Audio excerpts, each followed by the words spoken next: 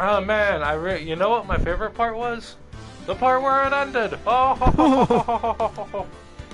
Hi everyone, welcome back to Phoenix Wright. Well, Taylor, I expect to see a great show tonight. Yeah, what's up? I brought a television. Oh, I love Statler and Waldorf gags. Statler and Waldorf. So we haven't streamed in like a week because Taylor's stupid scooter. My scooter went kaboom boom. It I had to get a replacement thingy. Yeah.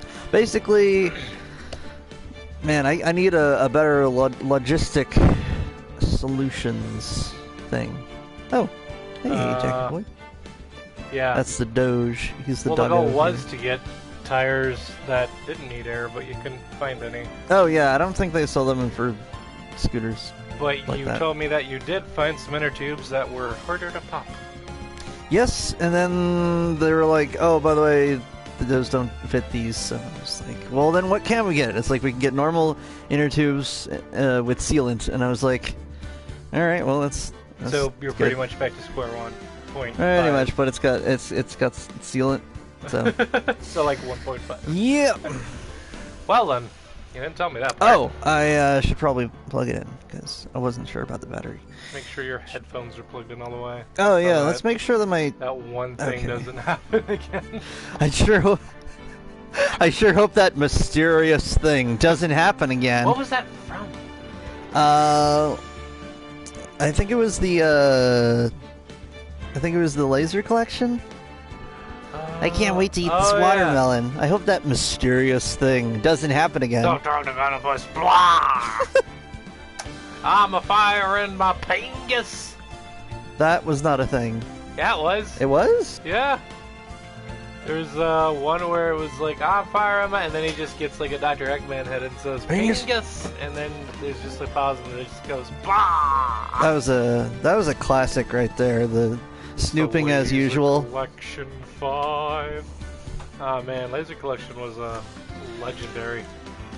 Yeah, it's what did you got your Asdif movie, your Laser Collection, and your there was like the Demented cartoon movie or whatever. Oh yeah. I don't think I ever watched that one. Anyway, yeah, we've been playing Far Cry 5 online. Oh yeah. I was flying a chopper. Oh yeah. I was trying to descend. I was like, oh yeah, you can fly. I jumped out of the vehicle. We're flying and suddenly he just poofs out of the chopper and I was like, huh? And so like luckily I was like, okay, I've been playing it for a while, so I'm like, all right, well, press X, switch seats, get back into the pilot seat. All right, I'm good. Now, Lujak, where are you? He's like, hey, you know that square isn't descend? Square isn't descend. It's just the get out of the helicopter button. He was like, so what did you learn? And I was like, I learned that square isn't the descend button. There's like a primary and secondary controls for the helicopter. Yeah. And I set it to the secondary one because the primary one you go up and down with I think X and O circle. Yeah. X and circle. But like the thing is, if you've got your thumb on X and circle, you can't use the right stick. Huh. Yeah, I thought that was like an oversight. So when you have it in the secondary mode, up and down is the trigger buttons. Right. Which is way better because then you can actually like look around while you're maneuvering. Can you refer to the PlayStation shoulder buttons as trigger buttons, or is that mostly an Xbox thing? I thought that was an Xbox thing. I am not actually sure in the nomenclature of the controller. I think that universally they're referred to as the shoulder buttons. I've never actually learned the nomenclature. Because the on terms. Xbox it's like the right bumper, the left bumper, and the right trigger and the left trigger, as opposed to being like L2 and R2. Yeah, but what would you call it though? Because I always think that the top ones look like a bumper and the bottom ones pull like a trigger. Yeah, well they kind of are. I mean, I guess it doesn't really matter. I just call them shoulder buttons. Yeah, but you got to differentiate between the bumper and the trigger. Lower shoulder buttons. All right, then the lower shoulder. Got to massage your lower shoulder buttons. But yeah, I don't know, lower shoulder man. buttons. I wonder if like you went up to some like hardcore Xbox person and referred to them as trigger buttons, you think he'd be like, "Does an Xbox thing? PlayStation don't have trigger buttons."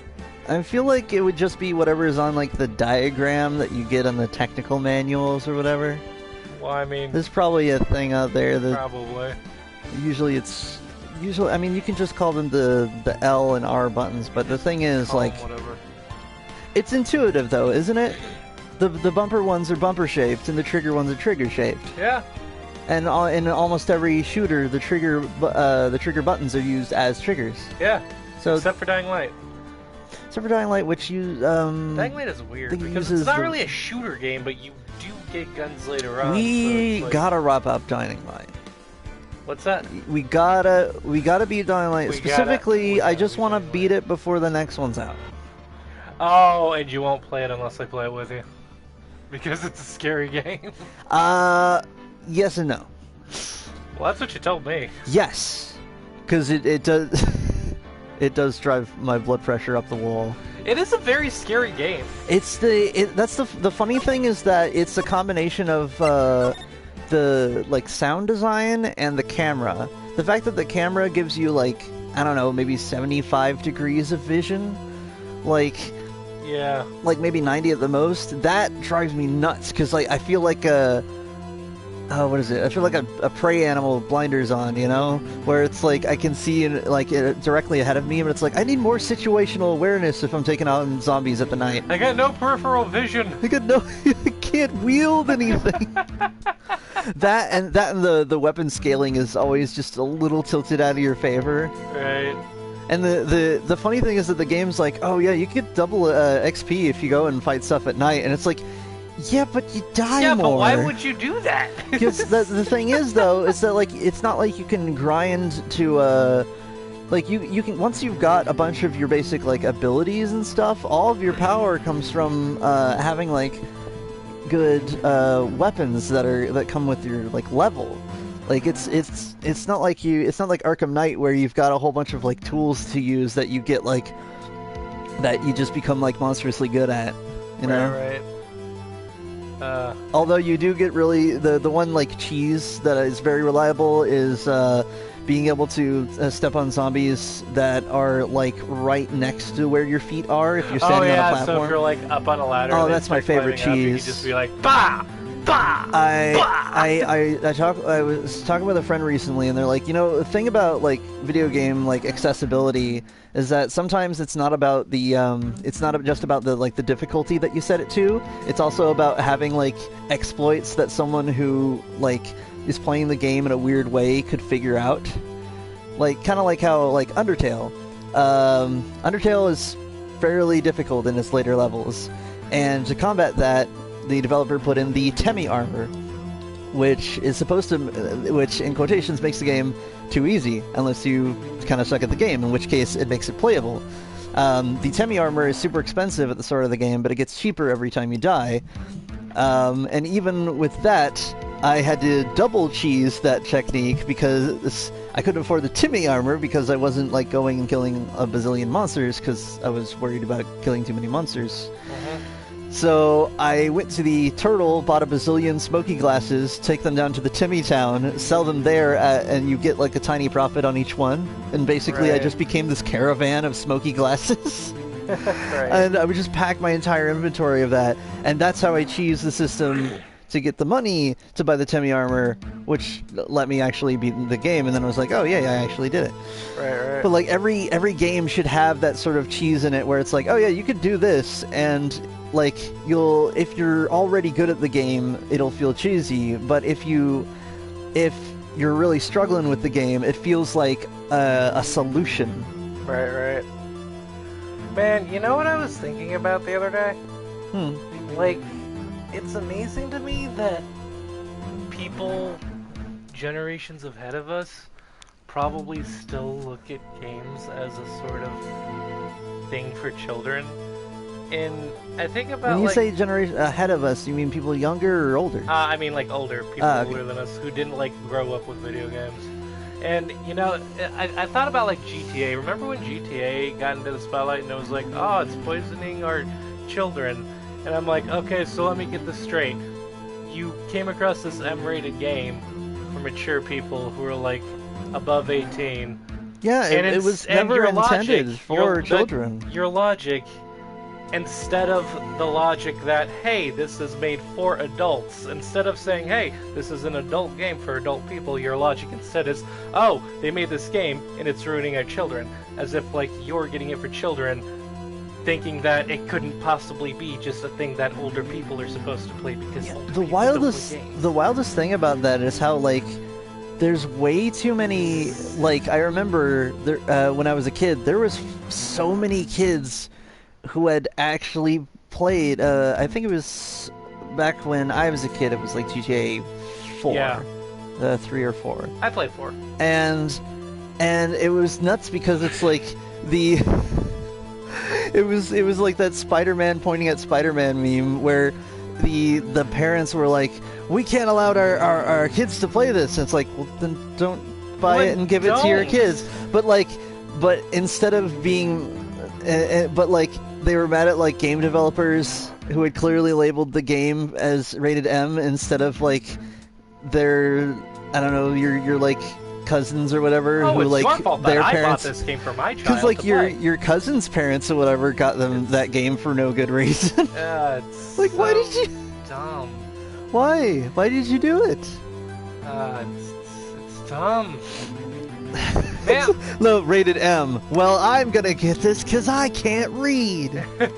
Serious? I'm just speaking in memes today, but yeah, that's the funny thing. I think it came down to game literacy as part of it. Yeah. I mean, part of it is that like some adults actually like play the game at home and have the game, and they just like couldn't like keep it out of the hands of their kids or whatever. But like, I would say the majority like. They really got to understand what they're getting into, you know? Like, oh, here's a good story. So, actually, no. Remind me, later in this episode, I'm going to tell you about Destroy All Humans when it came out. But first, let's figure out what the judge is going to say. All right. Now then, I would like to resume our trial. I would like to not. I would like for the game to be over. It's like in Days Gone, where you thought that it was gonna end, and then it don't you besmirch Days Gone in this house? No. I wasn't done.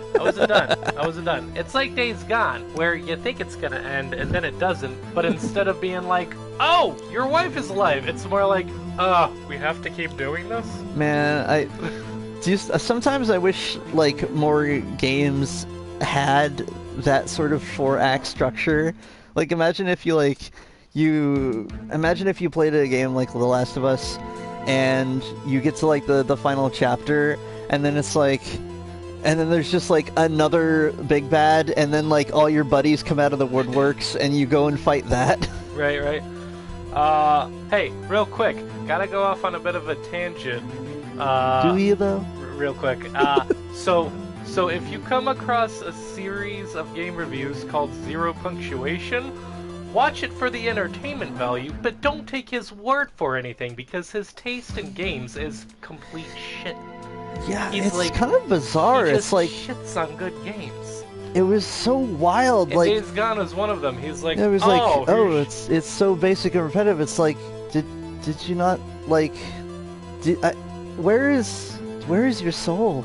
Yeah, because like even if I can understand from like a gaming perspective like how you could pick it apart and find like more. I would want more variety in like level designs or in enemies or more weapons, that sort of thing. That's totally valid. But what baffles me is how like anyone could get through a review of Days Gone and not even mention that how important the character work was. Yeah. Everyone's got business going on. Everyone's got something like happening. No one cares about that apparently. And the funniest thing is how like he kept saying that like, oh, you can say John. He's like he like mumbles a lot and stuff. But like, although we don't. So do actual people in real life. Well, no. My point was that like, although you don't get a sense of like I don't know what his hobbies are or whatever, like you get a real sense of where his mindset is in the apocalypse, because of how, like, he basically is... when he's fighting like zombies, he's gotten into that survival mindset of, oh yeah, zombies aren't like sick people. They're just zombies. They're like a whole different creature. Yeah, he's reached that level, yeah. but he still has to fight like bandits and stuff. And when he's fighting bandits, instead of being like, oh, just casually like bonking them, he like goes into this like adrenaline mode where he like has to like hype himself up into this like killing mode in order for him to like process it. Dude, one of my favorite moments in that game is when he realizes Sarah is trying to cure the zombies, and he's like, wait, you know, I forgot that this was someone's kid at one point. Like, I do not think of them as humans anymore. Sarah's over here trying to cure them, and he's like, wait, you want to fix the You can fix zombies are sick people.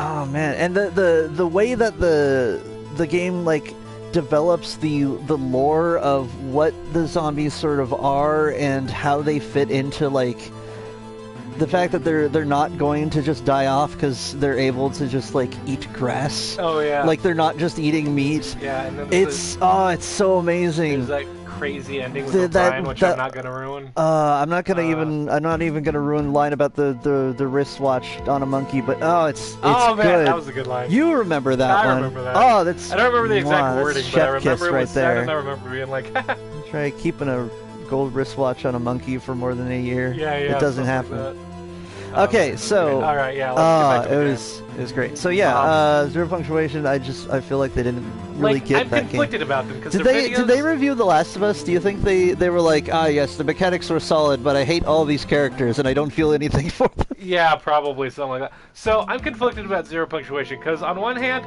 he is funny. His animation. I appreciate their animation. It's entertaining, and I find they occasionally also, amusing. I can't watch a single one without being like, you're Stop. wrong though. You're just objectively wrong. It's like we'll just you can watch it on the pretense that they're in an alternate universe where like your favorite video games suck for some reason. Yeah.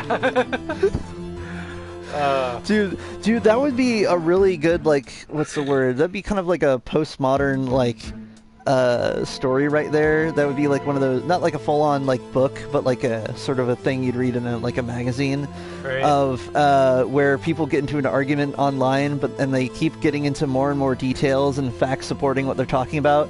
But like they're in two different universes. Yeah, but like keep getting more detailed and stuff to like make sure that's like, no, we have documents of this, we have documents of this, and it's like, no, that never happened because documents of this, and they're like, wait a minute, so how is both of these even existing at the same time? This doesn't make sense. And they realize they're actually like on the internet in different like universes. So, hey, you're Frieza, right? It's Frieza. Then where is that? Why is there an I in it? There isn't. Huh. Have to fix that when we get home. Wait. What timeline is this? Casually puts down a Pepsi Dragon Twist. George. The timeline with the Pepsi Honey Storm? No? Oh. Why isn't there a Pepsi, like, honey iced tea flavor? I don't know, but did you know that Ice-T was the voice of Balix in Borderlands 3? Which I'm actually super okay with. Voice of what? Ice-T voiced Balix in Borderlands 3. Oh, he's the... Wow. Yeah! The bear? Yeah, Balix, he's the bear! That's Ice-T, dude! Yeah, right? Now it's coming back to me. Man, my favorite is when you're like on the ship and he's just randomly like, shit. That's all. Does he still have the glitched out audio? Oh, do you think they patched that yet? I don't know. I haven't been on it in a while. For those at home, he's got so he like repeats the line. Hold on. Yeah, at the end of one of his quests, he's like, "Oh yeah, put this put thing that in bitch in a hard drive and blast her into space or whatever." Yeah, well, yeah, he says a line and you activate a button or whatever. But like later on, when you just walk onto the bridge, he'll repeat that line instead of his normal ambient lines. It's so weird. It's so weird. I hope and they it's patch that. probably just like a thing on like a spreadsheet where like it's triggering that line instead of his ambient lines. But Right. I wish it was easier to like get the precise details on your bug and send that in, because Man, I wish Scooter was alive, because I feel like Scooter, and you don't know Scooter because you never played any of the games before. look, the third one. I keep telling you to get you the act like I don't know collection. Scooter, but I watched the summary videos on the series and Yeah. I sort of remember. I know that, and I know the movie reference that he was doing. The It's See a Space Cowboy? 'Cause no, that's an anime. that's an anime. No, when you ride on a rocket, it's Doctor Strangelove. Oh, see, I didn't know that was what that was. Yeah, that's a doctor. It's a doctor. I mean, I know it's, Dr. Strangelove is a thing that exists, but I've never known what I mean, exactly it was. like it's not necessarily a Like reference. book? Like you is could. it a short story? Is it No, a movie? it's a movie. It's a what's the word? I don't know how to There's a describe. character in Metal Gear Solid called Dr. Strangelove who hung out with the big boss. Of, I can believe that. you know, You can't fight in here. This is the war room. turns out she was in love with the boss, but she wound up having a kid with Huey Emmerich. Sounds like I a think strange his name was love. Huey Emmerich? Hal's dad. But then he turned out to be terrible, and then you like sent him off on a raft. You played the fifth one. You remember that? The guy with the robotic legs, Yeah. who turned out to be terrible.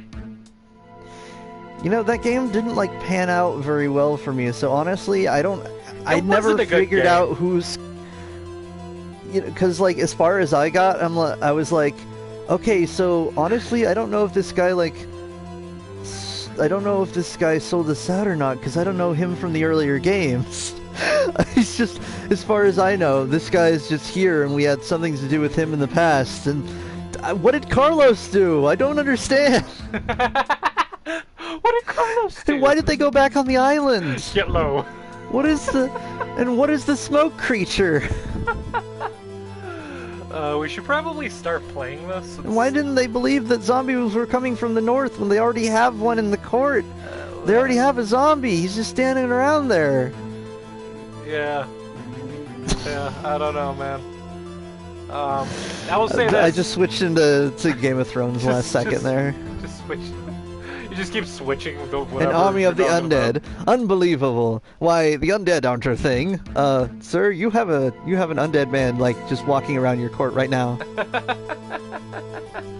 I mean, he's more of an alchemical undead, but, like, it's possible. It's so weird how, like, the funniest thing about Game of Thrones is how, like, it's like no one in it, everyone in it is begrudgingly in a fantasy setting, you know? Yeah. Like no one's allowed to have a good time. No. Okay. Oh no, this is your line. Yeah, it is, but I can't speak because you keep talking. Also, Game of Thrones didn't have a very good ending.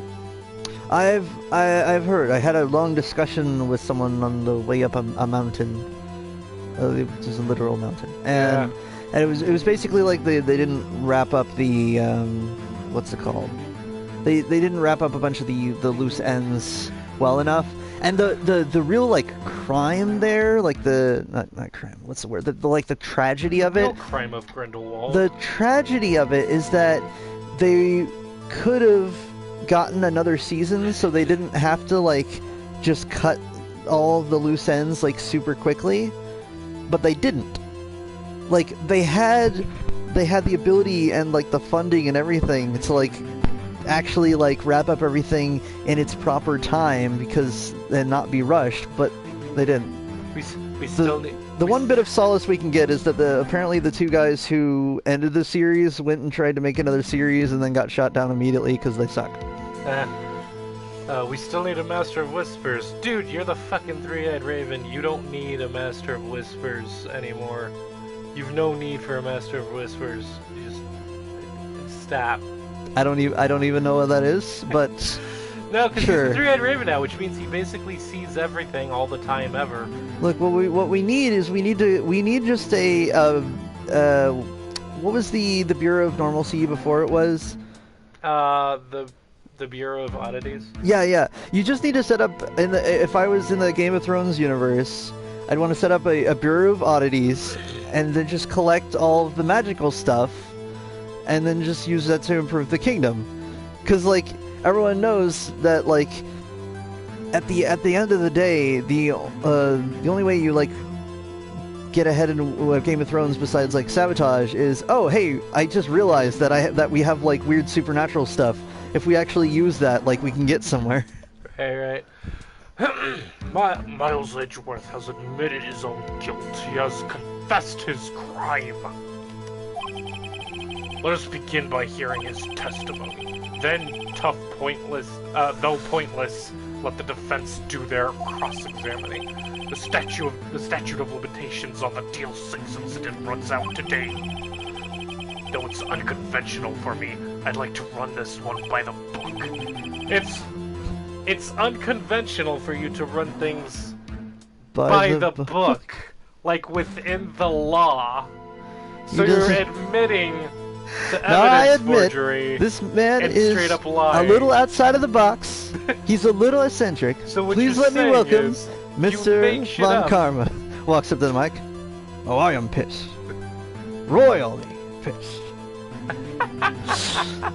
That was Key and Peele's sketch, Black Republicans. Yeah. You can check it out. Yeah. I see. Does the defense have any objections? No, Your Honor. Von Karma, you knew this was going to happen from the very beginning, didn't you? Very well. I'll smack this gavel. Will Miles Edgeworth take the stand? Slap a gavel, punch a bear. Smack a gavel, kick a bear. Grab a bald eagle, fly away to freedom. Fly away to freedom. Of the people, by the Alright, people, let's for see the your people. character sheet Eagle. here. We got a vent worm. Yes, but he knows karate. Oh, is that from That's from our last video. Yeah, I which was told you, rewatching. I didn't get around to seeing it. No, 'cause I it's was like cleaning 40 all day. minutes in. Oh. Like precisely, it's like 41:00 or so. Well, I spent the whole day cleaning, and then when I was done, I had to shower, and then we went out for food, so I haven't So you gotten around to didn't- watching you- it yet. Okay. I figured giving you the timestamp would help, but yeah. Yeah, I will get to But watch yeah, we were talking about Descent into Midnight, and man, you reeled it in. Like I set up the thing. It's like, oh, you're playing a vent worm, and you reeled it back into Karate Kid with the. Yeah. Oh yeah, my vent worm. He knows all the martial arts. He knows all the martial arts. That's like his thing. Just punch put the sun. Punch the sun with my worm head.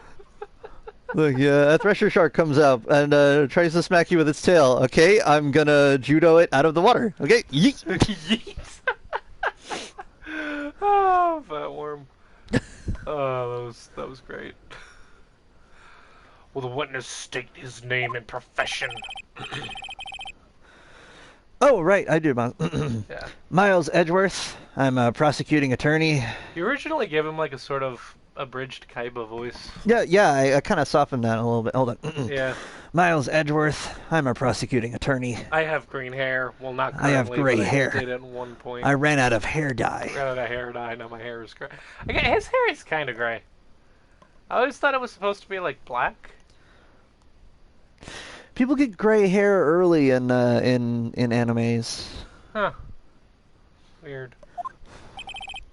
I'm also a vampire on account of Von Karma over here. Mr. Edgeworth. What if you had an anime setting where like having like colorful hair was like said that you were main character, but then it turns out like that wasn't true, that it was just like a caste system? Huh. Where like you were born into it like randomly, and then you were just kind of put into the main character category, but it Yeah. wasn't based on like certain like abilities or anything. It was just like, ah yes, the colorful hair, you must become main character, and it's like, but I don't want. I don't want. I wanna be a librarian. Man, I wanna move these books it's around. like- I wanna be a bus driver. I wanna drive buses. that's like Shikamaru. Shikamaru got kind of like dragged into the role of main character during the tuning exams. He was like, I don't wanna. We'll do it anyway. Okay, fine. I guess I'm a main character Just now. get in the robot, Shikamaru. Just get in the damn robot, Shikamaru. I don't even know that series. I just know the meme, and I love the meme. It's just the meme. Just getting the damn robot. I watched the first movie of the Evangelion, and then I never picked it back up. And part of me wants to, but part of me knows that if I do watch that show, it'll crush my soul, and I'll be like one of the many people who have watched that show and had their soul crushed by it. Well, and we is should never watch quite it the together same then. after I that. mean, if we can handle Elfin Lead, we can handle anything. Fair Nothing point. can stop us. The world is Nothing can ours. stop- We took on Alpha Lead. You think we're afraid of mechs in space? It was such a weird show, and it's like so it didn't even weird. like.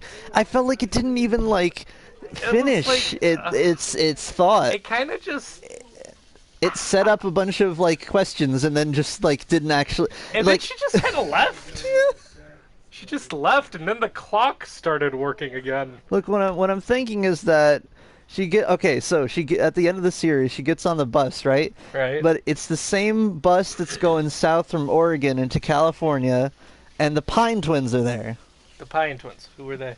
Mabel and Dipper Pines. Oh, yeah, from Gravity and Falls. there you go. That's your well, show. There you go.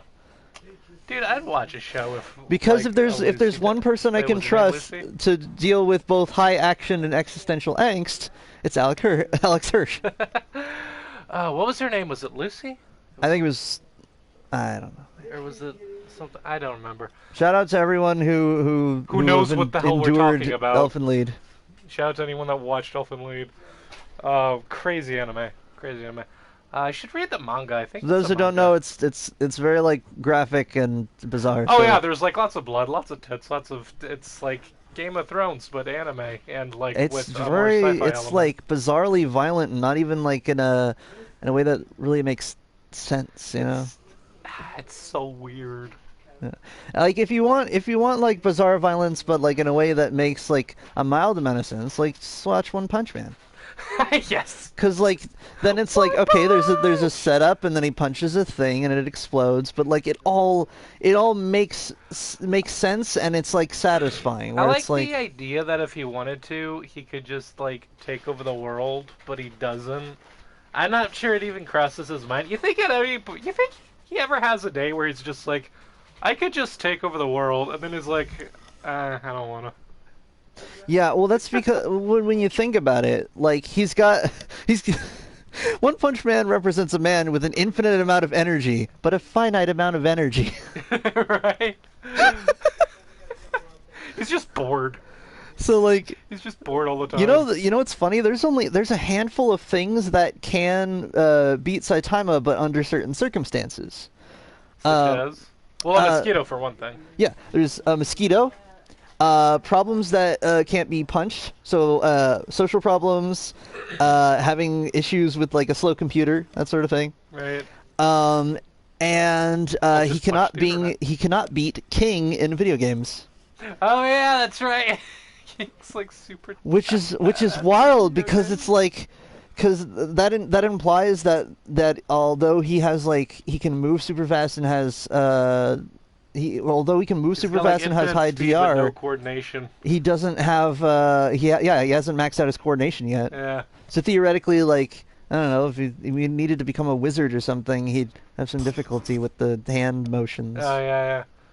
That's the thing I'd like to see. He's just like trying to do a magic thing, but then he... Like, now I'm just imagining like Saitama something learns bad sign. happens because he does the wrong gesture, and he's like, stupid hand-eye coordination. Now I'm imagining like Saitama encounters like an amorphous creature from another realm, and he needs to communicate it with sign language. And so yes, the arc is him learning sign language. And then that helps with his video game skills, and then he finally the beats... animators are watching this right now, and they're just like, please don't. That's so hard to draw. Don't put ideas in people's Please. brains. Look, okay, he's doing sign language, but you only like see him from like the shoulders up, so it's just implied that he's doing sign language. I mean, if you were doing just like the manga, then you could just make the pictures. I mean, if you're already drawing the manga, then yeah, you drew it all by hand, but like because like there was actually a comic book, I think it was Event Leviathan, where like Batman and all his detective buddies, it was like Question and Plastic Man and Robin was there, and they were all just like communicating in sign language at one point, but it was just like from panel to panel. Oh, So that's like gotta they be didn't good. see every single sign because they didn't do it. It just kind of Oh like yeah. it would go like from one sign to it like another. Man, if you like, ever from seen panel to sign panel. language animated though, it's really satisfying to actually see it like what's the word? To see it like represented, to see it actually done Yeah, yeah. because it's both it's fresh. It's like a whole thing. Yeah, it's another thing you ever see. But yeah, it's basically things that that he would have trouble with, Yeah, like an internet monster or something. yeah. Right. Mr. Edgeworth, 15 years ago, you mistakenly killed your father, Gregory Edgeworth. Is this correct? It is correct. Excuse me. Then testify about Right when I this said matter that, to the court. your dog turned around and just started chewing loudly. What are you? What you looking at me for? When Edgeworth was telling me about his dream yesterday, I noticed something. One detail didn't quite fit. That will be the key, but only if I can get it to work. Please, please. I really hope that we get some Ghost Mia showing up. Yeah, that'd be great. I feel like it'll be a little anticlimactic if she doesn't. You know? The deal's 6 incident. Like if not now, when? If not now, when? If not me, who? I'm lonesome. What would the other hyenas think? What about the children? What would our children look That was like? such a good scene because of how rapidly they like switch the gears in the story. They just start doing the thing with the plates and the sticks, and they're just like, "What the fuck?" And they're like, freestyle!" And they just start breakdancing. That's like, what's the word? That's like that specific cartoon comedy. That's just Yeah, it's like this that cartoon slapstick, that like Looney Tunes slapstick stuff. Then his mom pops up. Now, sure, if you're ready.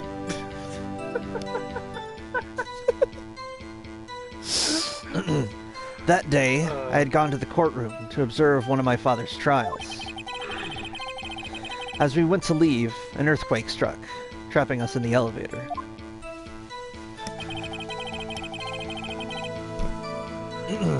My father and Mr. Yogi lost their composure and began to argue. He's supposed to be a kid, but he looks kind of tall. Maybe Tall kid? Yeah, he was a tall kid. Just then, something heavy fell at my feet. I picked it up and threw it at Mr. Yogi. I wanted them to stop fighting. A moment later, there was a single gunshot, then a scream. It was a terrible scream. I remember it to this day. That's all.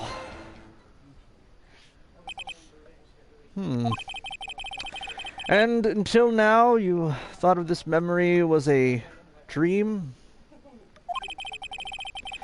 We were stuck in that elevator for 5 hours.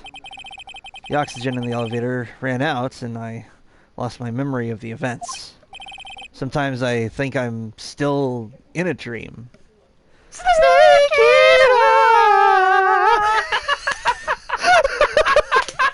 Ooh, got it. Oh, sorry, Doggo. Bringing it back. Oh, bringing it back.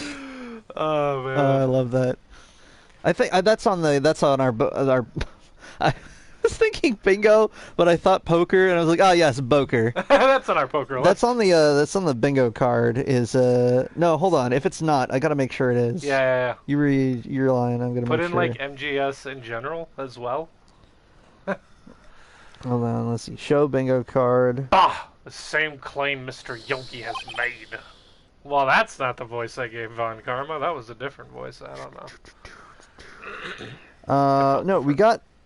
Hold on. We got Metal Gear voices, but I'm also gonna put Metal Gear references, and then and then Snake Eater. Survive is not on the bingo card. What's not? Survive is not on the bingo card. The zombie one? Oh.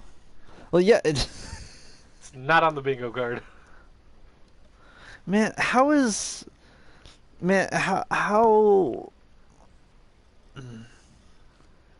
how do you even transition to a zombie thing? Like, when you think about it, like, you're given a franchise. Say you're like some kind of game executive. You're given a franchise, and it's like, oh yeah, this is like sort of like a spy mixed with like superpower. Okay, it's kind of like if James Bond had to battle the X-Men in a series of Cold War operations. How do you not do that? How do you not do that? It's got... But that's not what I'm looking for in a Metal Gear game. If I'm playing a Metal Gear game, then I want either a lot of stealth espionage stuff or a lot of crazy swords play.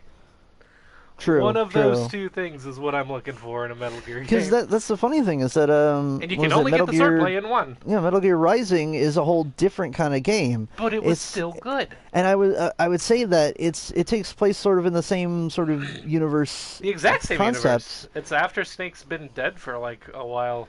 But like because it's a more actiony like character. Well, per it's because se. you're playing as Raiden, therefore you'd have to adapt the game to fit a more Raiden-style type adventure. Because Raiden's not a stealth espionage dude; he's a cyborg. With a I love that they. But like, it still follows a lot of the same themes in terms of like, you know, the kind of bad guys you encounter. I love like, the logic though that structure. like. They need to draw their blades quickly, so it's like bullet powered. It actually like shoots out of the scabbard. Oh yeah. But like the logic that if it shoots out of the scabbard, that like gives them more like momentum with the blade. And it's like, I guess if you're holding it at the bottom of the the bottom of the pommel, and you just let your wrist loose and you just flop it at the.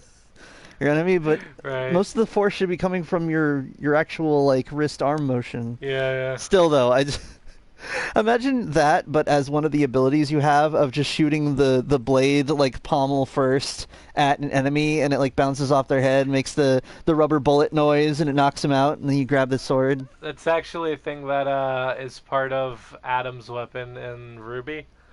His sword specifically has like a gun component in the scabbard, so he can like literally shoot the sword out. But he doesn't do it to like draw it faster. He does it to like throw it at the bad guy, and then he like runs up and grabs it, and then just starts dicing people. Yeah, well, I was thinking of that ever since I saw a scene like that in Samurai Jack, where like he had his hand was busy. I think it might have been the episode where he gets his hand stuck in a fairy sphere. It makes sense in context, yeah. But instead of drawing his sword, he just kind of flicks it up with his thumb, and it like blocks something. Right. And I just love that concept of you're just gonna flick the sword out of its scabbard really quickly, and it's gonna bop into someone. That'd be cool.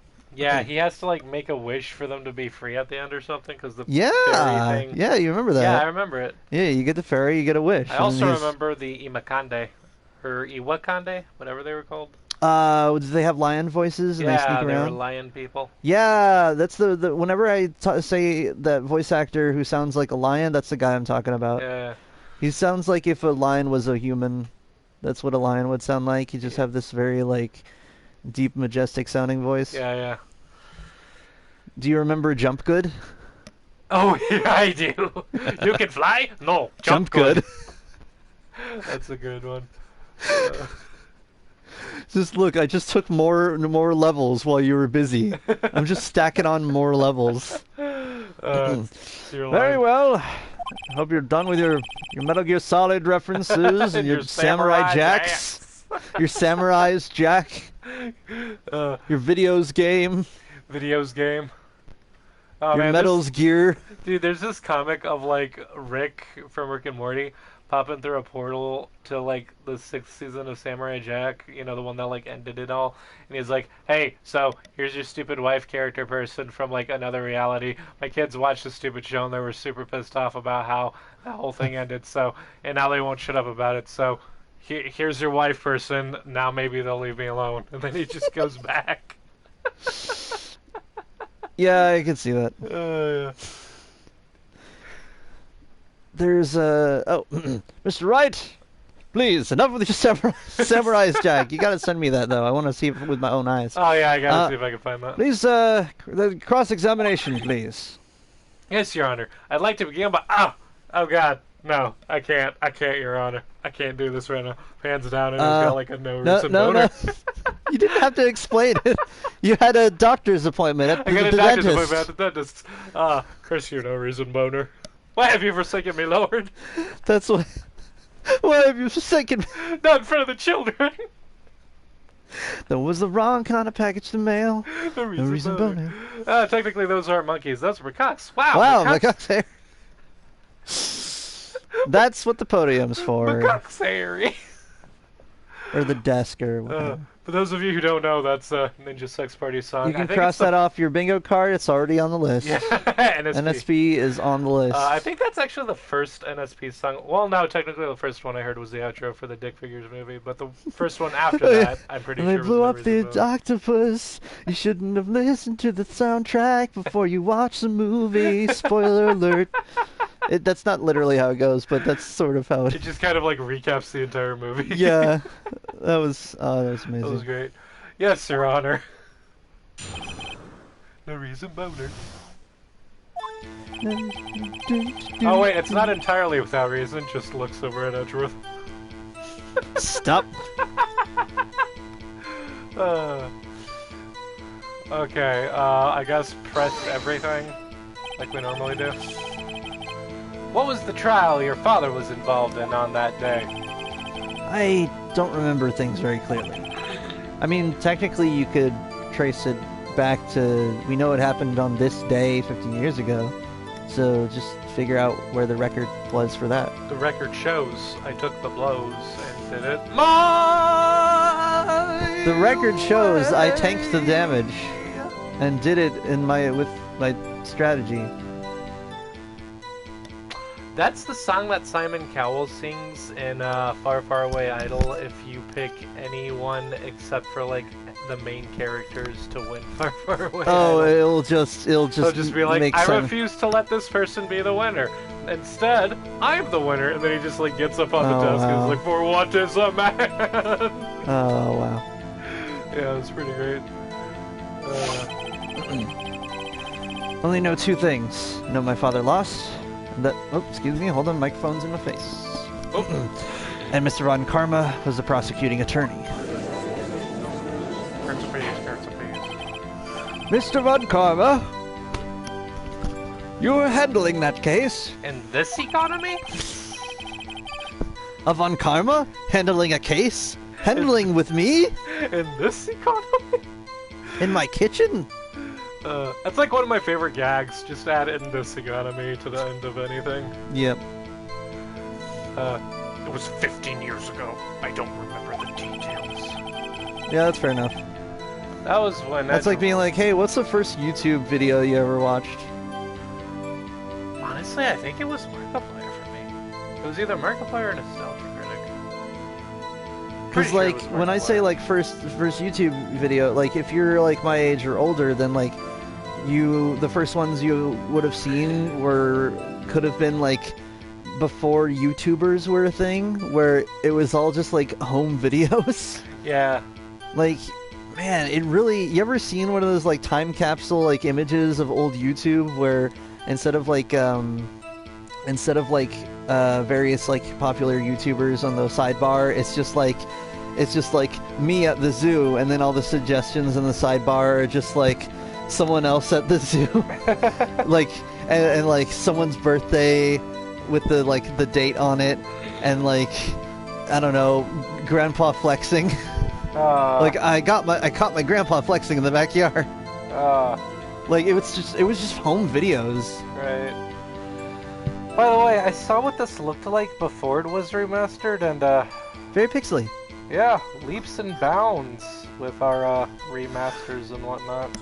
I'm actually really glad that I'm only just now playing this game simply because I get to experience it in like its ultimate form. That was when Edgeworth pointed out the problem in Von Karma's evidence. As we went to leave, an earthquake struck, trapping us in the elevator. What if Von Karma trapped them in the elevator? Oh, what if Karma's behind everything? What if this is vampire bloodline? That's gonna... Bruh. No, not the Vampire Bloodlines thing. The Von Karma thing, where, like, we've established that a lot of the time the accuser in this game is like just projecting, and then it turns out it's just them. Right. But like we already have a good case that it's probably Von Karma who told the old guy to get revenge because of his handwriting, whatever. It wasn't solid enough to like work, but it was a good lead. But like in this case, like, what if Von Karma trapped them in the elevator? Phoenix is just impatiently tapping on his paper. Oh, he's got the paper, guys. Like, hello. So there were 3 people, including yourself, trapped in that elevator? Yes, myself, my father, and Yanni Yogi Bear. Yeah, boo-boo, let's go look for some picnic baskets. We were fine at first. He was with his son, Yanni Boo-boo. No, we established Boo Boo's the gun. Oh yeah. I just remembered there was a Yogi Bear movie, and I have no knowledge of it. I know it exists, but I've no desire to see it. There's a Woody the Woodpecker movie too. Did you know that? Because like, It it's wasn't so very good. it's. Neither of them It's were one very of- good. It's like what was it? Those guys like Red Letter Media, where it's like, yeah, it's one of those things where it's like, oh, they should make this into a movie. Yeah, they make it, and it's not very good, and then 3 months later, everyone forgets about it. Oh man, you know what they should do a remake of? RoboCop. They did. It was like 4 months ago. Everyone forgot about it. Oh, you know what they should do a remake of? Man, you know what they should make a show out of? Judge Dredd. No, Bro, no. they just did that. This was No. like years back, but You know what they should make a TV show out of? Archie. That's currently happening. No. There's even spin-offs. There's Dude, spin-offs? there are Riverdale spin-offs happening right now. really Multiple ones. interesting. Yeah. I didn't know that. The only reason I know about any of this stuff is because of Alex Myers. Guys, if you don't know this guy, go look up Alex Myers on YouTube. He's like one of the most genuine, like, 30-something YouTuber people who he reviews movies and his drawings are just good, and he's just got like a good personality. The kind of personality that like I enjoy with. Is it just Alex? Like, what's her? It's just Alex Myers. That's just Ah. his channel. That's his name. His name and his channel. It's just Ooh, Alex that Myers. sounds- One of Yeah, my bro, favorite. I'm like sweating here. Yeah. One of my favorite moments of him, one of my favorite pictures he does is when some, like, just bizarre line pops up, and then it just cuts to, like, his little, drawn-out character, and his eyes are just super big, and he just, like, slowly backs away. It's like a... You'll have to send me a link to that, too. Yeah. You know what? When you rewatch this video, like, tonight or something, just find all the stuff that I tell you, that I said that you should link to me, and then just Yeah. link me all that Yeah, I'll stuff. send you some Alex Myers videos. He's good. I've plenty of stuff to do. Yeah. Speaking of which, I sent you a link to that guy who did an amusing review of Vampire Bloodlines. Oh yeah, I'm gonna No watch joke, that. literally Vampire Bloodlines. Yeah. I'm gonna watch And it was very good. Like, it was honest and genuine, and it was like, oh yeah, this game is like super old, but you'll keep coming back to it. Why? Because like it's like environments, it's music, and it's characters. It's like characters and voice acting are really just genuine, and because of that, like every little like silly thing that happens, you're like, oh wow, everything here is just like, it's so memeable. yeah. Your line. We were fine at first. Then as time passed, no one came to help. Father Yogi lost their composure, and I'm gonna press on that. What did you do then? Oh, excuse me. Can I, What the fuck Oh, I put it in the freezer. By the way, did you know if you open this freezer, you get one free ice cube on the floor? Taylor. Every time, guaranteed. Dude, what are you doing? Talking about your weird freezer. To read, man. You think we don't know about the ice? We live here. If anyone knows about the ice, it's us, the people who live here. Don't worry about ice. Let me worry about the ice. Don't you worry about the ice. Let me worry about the ice. Our ice machine just, like, drops ice every time the freezer door is opened. It's just like, oh, have some ice. Just have some ice at any time. In this economy? Your line. Just sees ice near the floor, and it's just the hooded Kermit the Frog, and it's like, kick it under the fridge. Dark Kermit, no. I was a 9-year-old. What? No. I received a party invitation. Oh, that's from me. That's for me. That's a buddy of for mine. you. Well, you can't. I was You're a busy. 9-year-old boy at the time. What could I do? I was scared, trembling in the corner. But then everything changed when the Fire Nation attacked. Oh, that's the thing. felt something heavy fell at my feet. And it turns out that it was like a plantain. Dude, we should do Avatar references.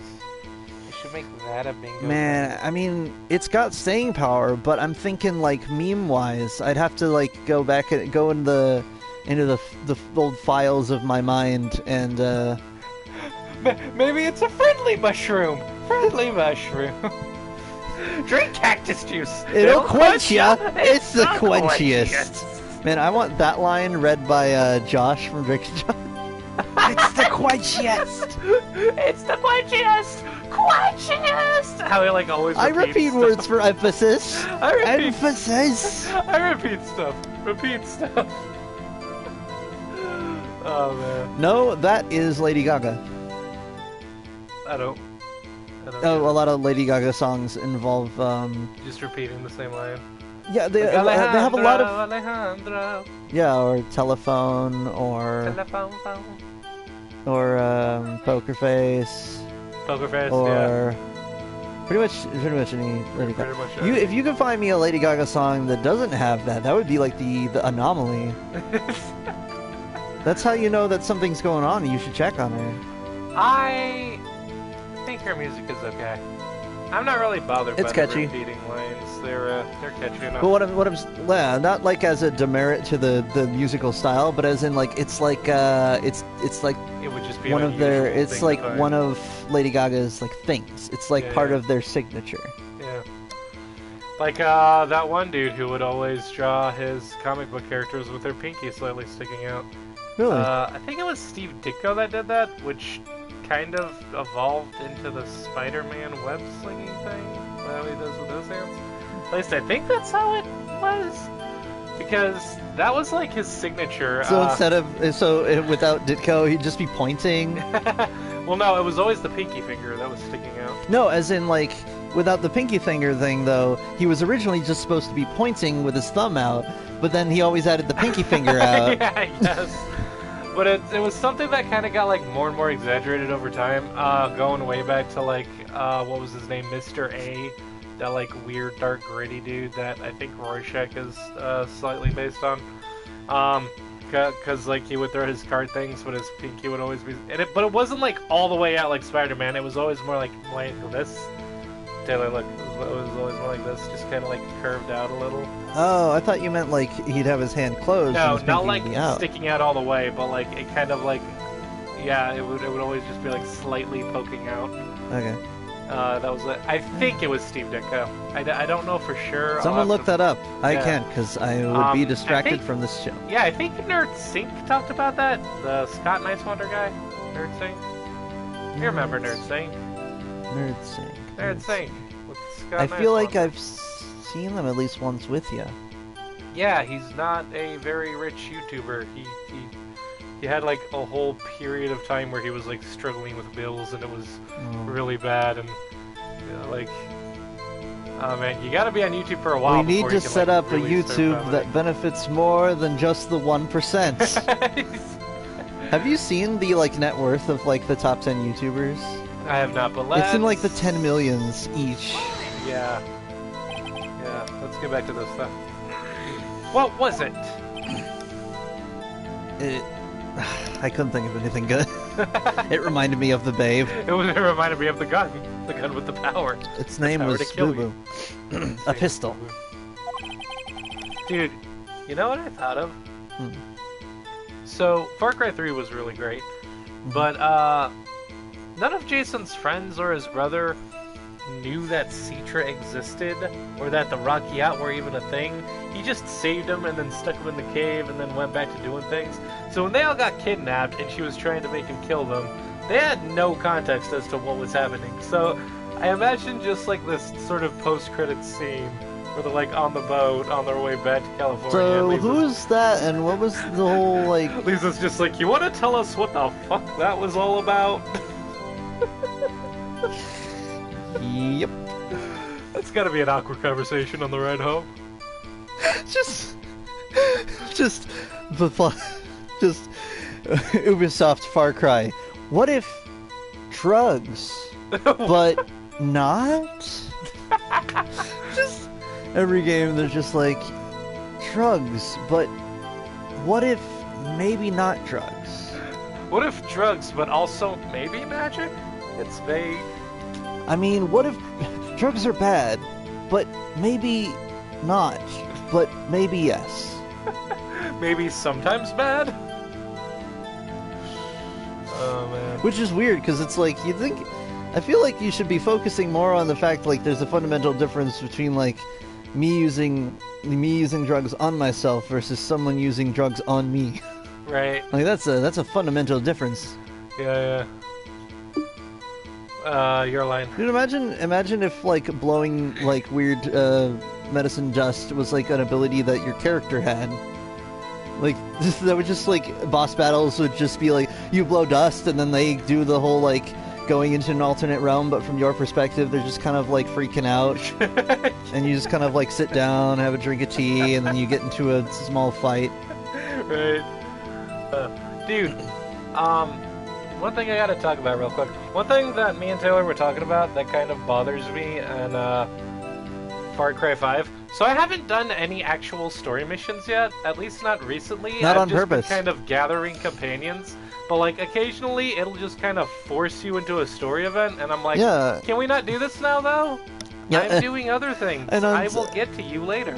Yeah, I guess. So my guess is that the devs wanted to make it that at certain points of doing various side missions and quests and stuff, you would have an encounter with whoever the big bad or the like sub boss of that region was. The problem is, instead of setting it up as, oh, you weakened their forces enough, and now you've like lured them out of their bunker, and now you get in a fight with them. Instead, it's you've annoyed them enough, and now they just like manage to use a magic bullet or whatever and kidnap you. And that happens 3 times per boss for a total of 9 times. 9 Dude, separate we were times. in a chopper. We were in a helicopter. Were in a helicopter. And I was pointing it out. I was like, "Oh yeah, this is like supposed to be. They send a. It was This is we were in supposed the to be a Jacob. story event thing. Yeah, we were in Jacob's thing, so they had to hit us with, which was especially funny because I'm pretty sure that they still have to follow normal ballistics rules. So technically, Jacob's elite guys are supposed to hit you with an arrow, which is especially funny because they had to hit us with an arrow while we're in a helicopter. Yeah. But So I was like, look, this is a just... scripted event. This is supposed to happen, so just don't worry. But I want to see how long we can just like how long we can blow up their vehicles until the game just like does the Smash Bros. Sudden death where it just spawns in a bomb. And so we went for like, I don't know, like 3. It was just like 3 minutes of me just like just in a chopper. What was that helicopter? It was Adelaide's helicopter, Tulip. So we're flying around in Tulip and just blasting those were away. 2 different events because we weren't in Adelaide's copter at that time. We only just recently got Adelaide. No, I have, This had, was when we were yeah, but trying I to get have Just Tulip Black. though. Oh, you have to wait. You can just summon up Adelaide's chopper. At any of the helicopter places. Oh, yeah. Okay. Well, Because then I own corrected. it, so I can spawn in Well, it. then Same I thing with the stand Widowmaker things. So. But yeah, we're flying around in that, and I'm like, all right, well, basically, this is a scripted event, but I want to see just how long it'll take, and it took like 3 minutes or so, and I'm pretty sure they didn't. I'm pretty sure it wasn't even a legal move. I'm pretty sure the game just figured out that we were in a helicopter and went, look, please, you need to continue the story. It just faded to black. It just faded to black and forced us. They should have it that if you survive after a few minutes, it'll skip the entire like cutscene thing and just be like, and then you fought this person.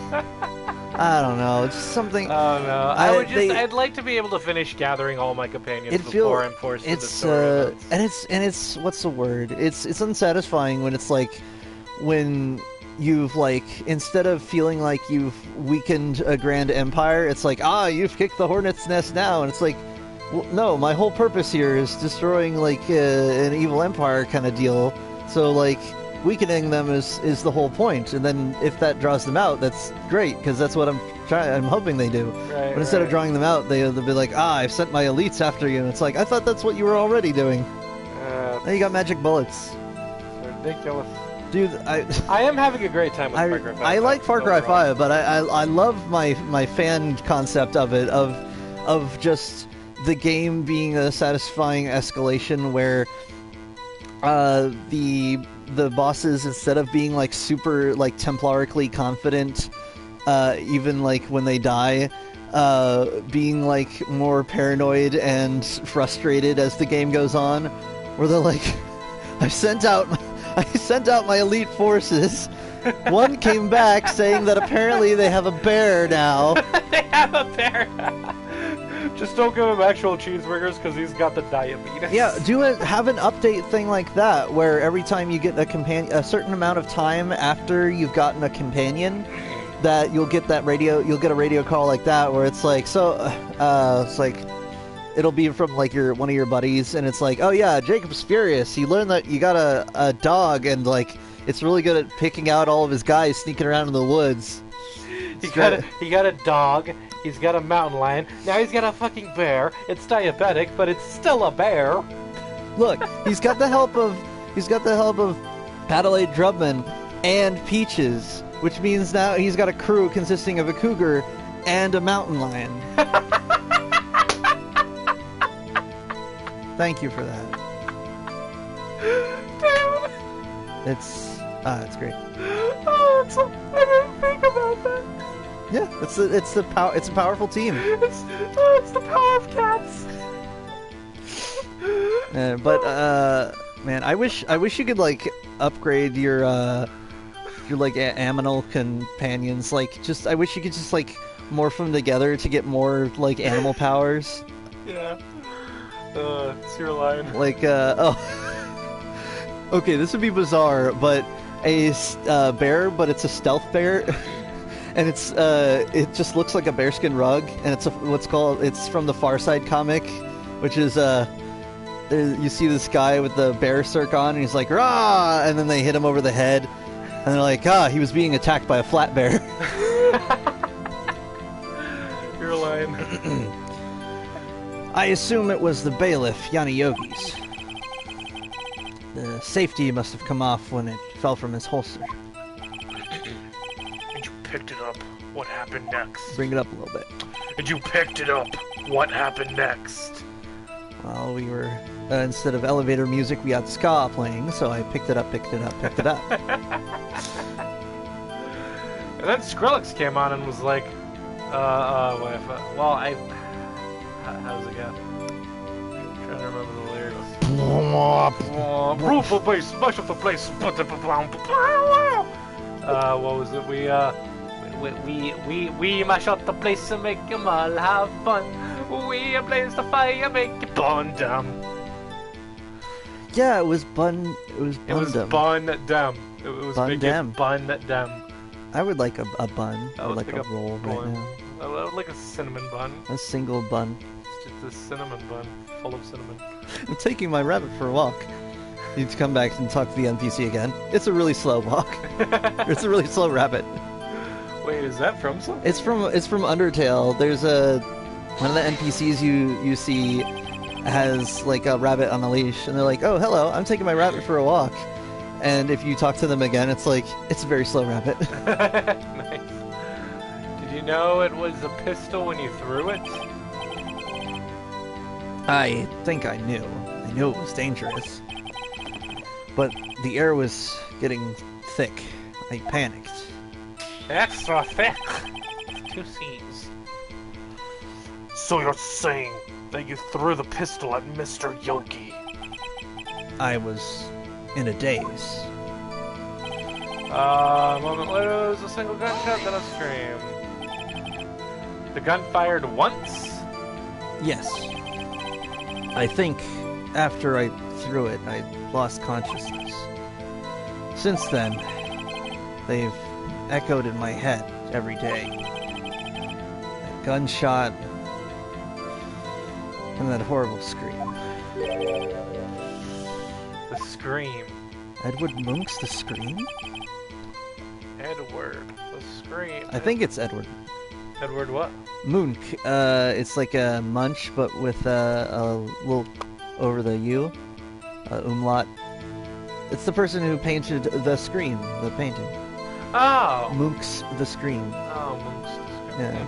Didn't know that was a thing that existed. It's prominently featured, or it was the art piece that inspired the famous Home Alone franchise. Huh. Right on. No, because the. Hold on. I never saw Home Alone. No. Oh, this thing. Yeah. Yeah, where he does the face. To this day? Yes, I can practically hear it now. No, that. Hold on, I hear that. Where is that coming from? Someone out. It's just another courtroom, and it's just a guy. It's just everyone who's in here, but like looks a little different. Right. You've got like Wyvern Justice or something, and it's like I'm calling Crowley to the stand, and it's a crow, and it's just like ah! I could see it in my head. I doubt I will ever forget that scream as long as I live. There it is! One part of that testimony clearly contradicts the other evidence, but I don't know what it means. I better find out and quick. Well, what the fuck is being contradicted? What do we have to work with? Hey, look, I'm an attorney. We know there was a throw and a shot and a scream. We know for sure. Wait.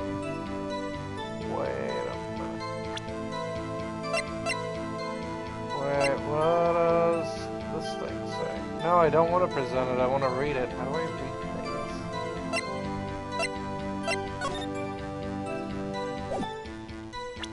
Oh wait, it just says it here. Time of death, sometime on the 24th or 25th. Shot from approximately 1 minute. Oh no, wait, that's more recent, dude. Right in the victim body. Excuse me. Taylor, check your memory banks. Yeah, that's what I'm thinking. Air and elevator was actually completed at time of incident. No clues found on the scene. Defense attorney trapped an elevator returning from the last trial with some miles of No, his first name would be like Griffin something. It would be like Griffin Edgeworth. Griffin Reason. Griffin Bonaparte. I don't know. Yeah, Griffin Bonaparte or something. Bonaparte is a great name. Let's see, Phoenix. What would I? What was the last good quote I could use? Fuck, I don't know. Just be like Miles Edgeworth case. No, hold on. Don't, dude, go back so I can just read what he's saying right now. Oh, that day I had gone to the courtroom to observe one of my father's trials. He blazed the fire and he made it bun gum.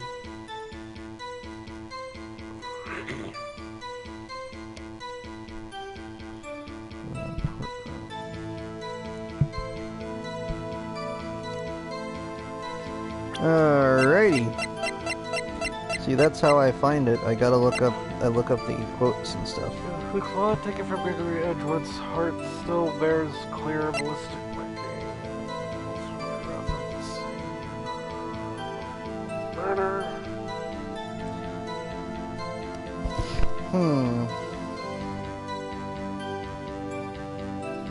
DL6 case file to Edgeworth's sixth statement. Sixth statement. He says a moment later there was a single gunshot, then a scream. 3, 4, 5, 6 a moment later. And then the DL6? DL6 case file. Because you know what the case file says. Take that. Are you sure you only heard one gunshot? Yes, I'm sure of that. I heard the shot, the scream. Then everything faded. Well, did you hear why kids love Cinnamon Toast Crunch? That doesn't... What? Did you hear why? Did you hear what the reason was? It's the sugar, right? I mean, yeah, actually.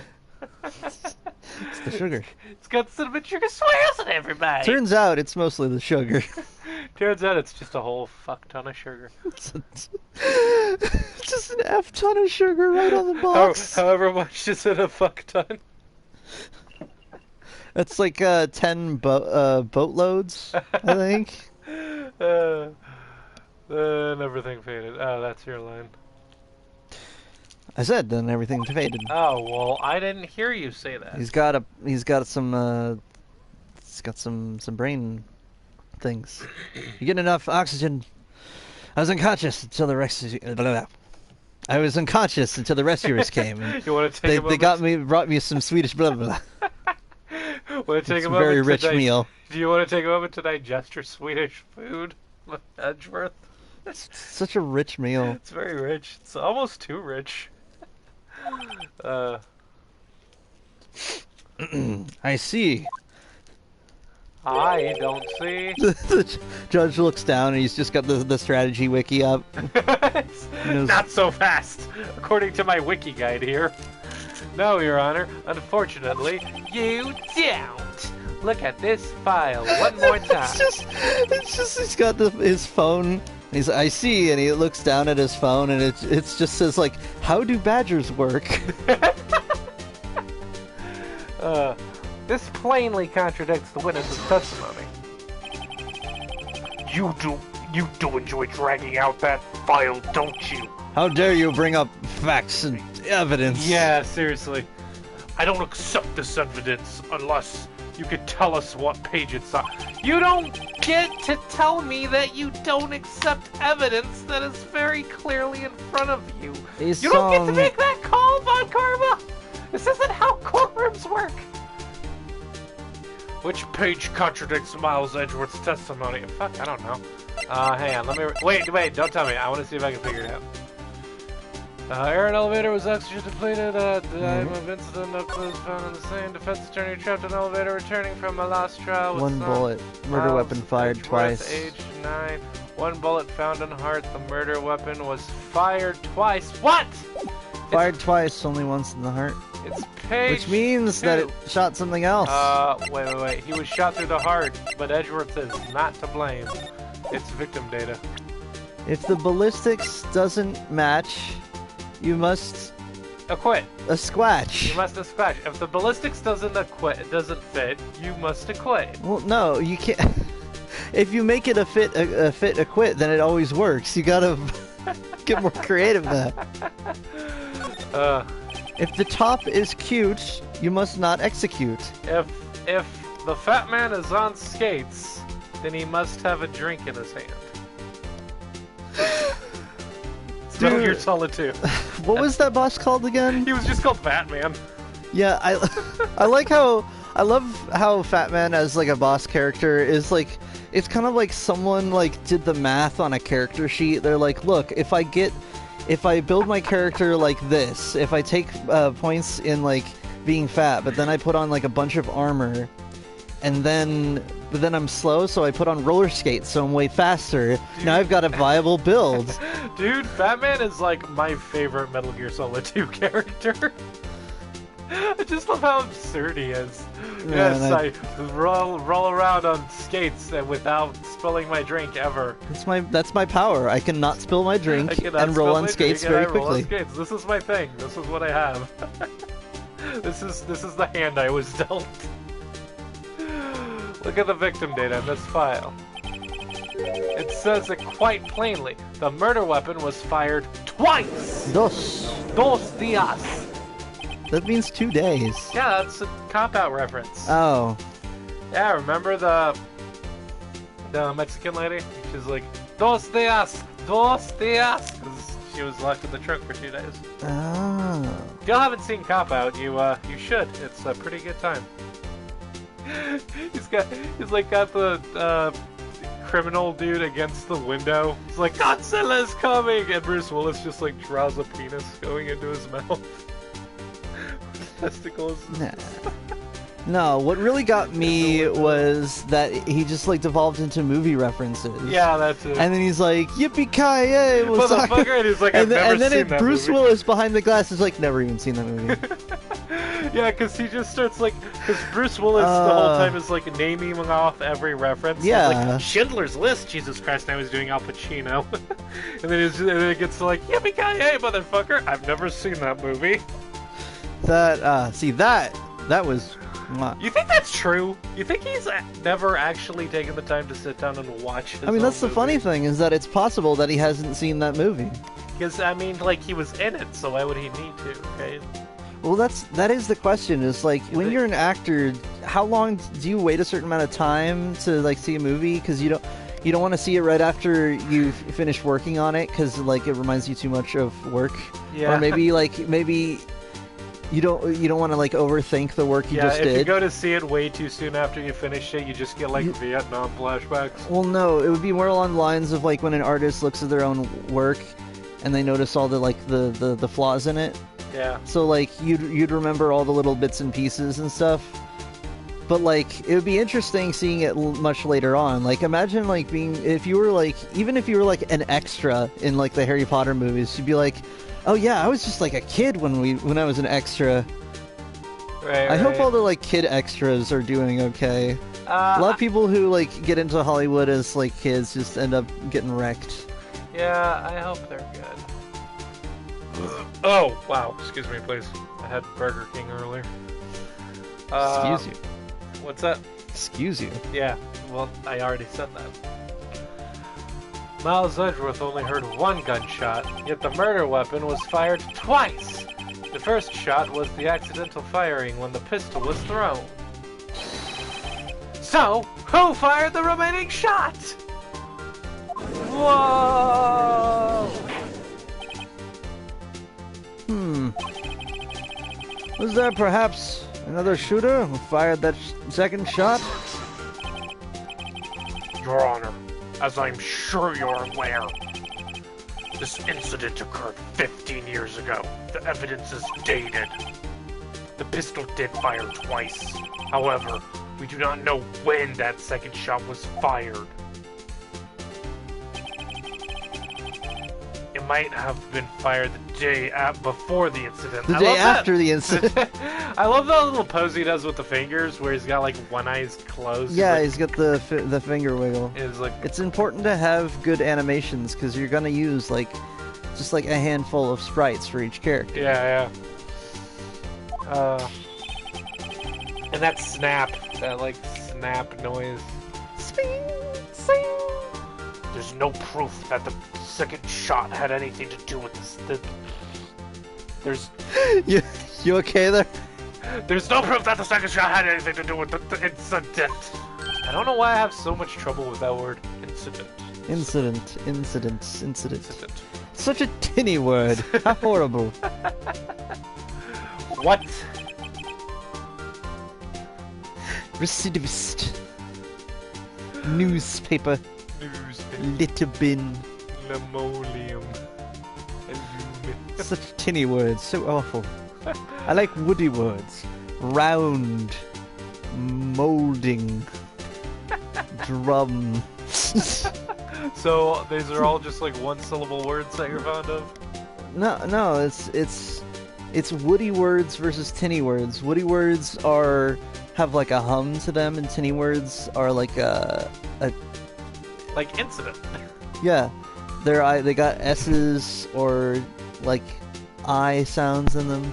It's hard to describe, but like you get it once you hear it. Yeah. It's a Monty Python sketch, and it's odd, but it's a good time. I see. I just noticed that my pillow pet is missing, and it's because she's down here on the floor. Liana, what are you doing down there? Got a giraffe pillow pet. I was wondering what it was. Yeah, it's a giraffe. I named her Liana. That's cute. Yeah.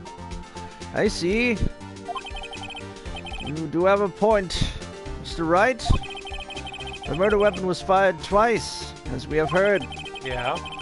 One of those shots was fired by the defendant, a boy at the time. Let's hear it for the boy. Do you have any proof that the other shot fired had something to do with the case? Yes? Let's see here. You know, I'm thinking...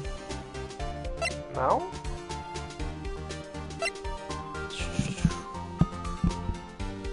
What? Hold on. Yeah, I don't see it here. Oh, right, hold on.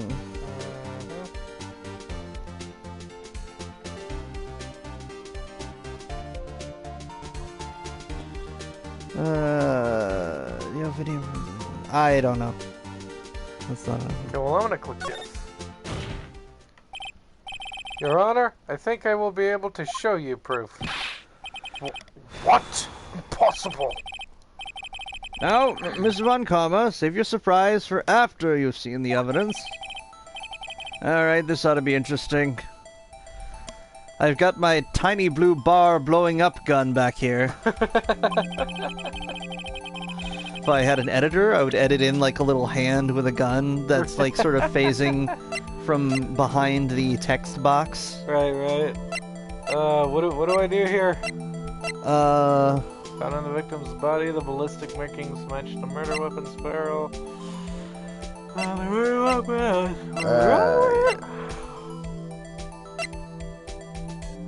Taken from Gregory Edgeworth Hart, still bears clear ballistic markings. That's the DL6 bullet. Wait a minute. Wait a minute. Is it the DL6 bullet?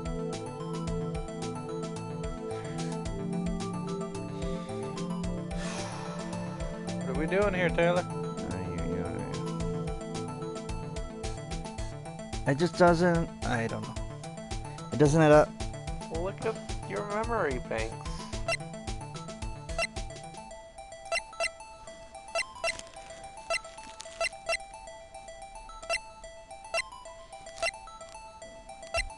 My proof is my attorney's badge.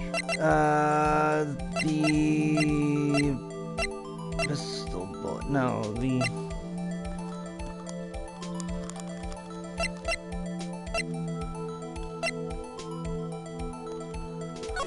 No idea. Oh! What? Look! Yeah, the bullet hole is in the elevator. No. Which means that it would have missed. It had to miss at least one time. Look at this photograph. It will not make you laugh. For some reason, it's not on the guide, which means they skipped over that. Well, we figured it out. This is a photograph of the scene of the crime 15 years ago. I can see that the victim lying there is Gregory Edgeworth.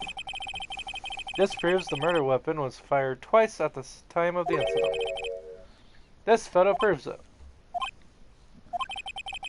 So, let me get this straight. The photo proves 2 shots were fired. Where? Your Honor, please get a clue. Let me put this on the overhead projector. We're gonna zoom in right on this little dot here. Boom. There you Boom. go. We're gonna poke it. Poke it with your magic Just Pixel It just gets to LA Noire when it's like, all right, we're looking for a Smith & Wesson with pearl grips. Tap. And you're just tapping everything on the... You're just tapping the desk, reaching around, tapping the person, tapping your investigative buddy. That's how I played it. Tapping your notebook. It is in the VR game. It's exactly that amusing as well. Like I've seen people play that where they're just like, or they're like, oh, I'm supposed to tap this. Okay, let me just poke this guy in the nose. I feel like LA Noire VR specifically exists just to like goof around. Oh yeah, for sure.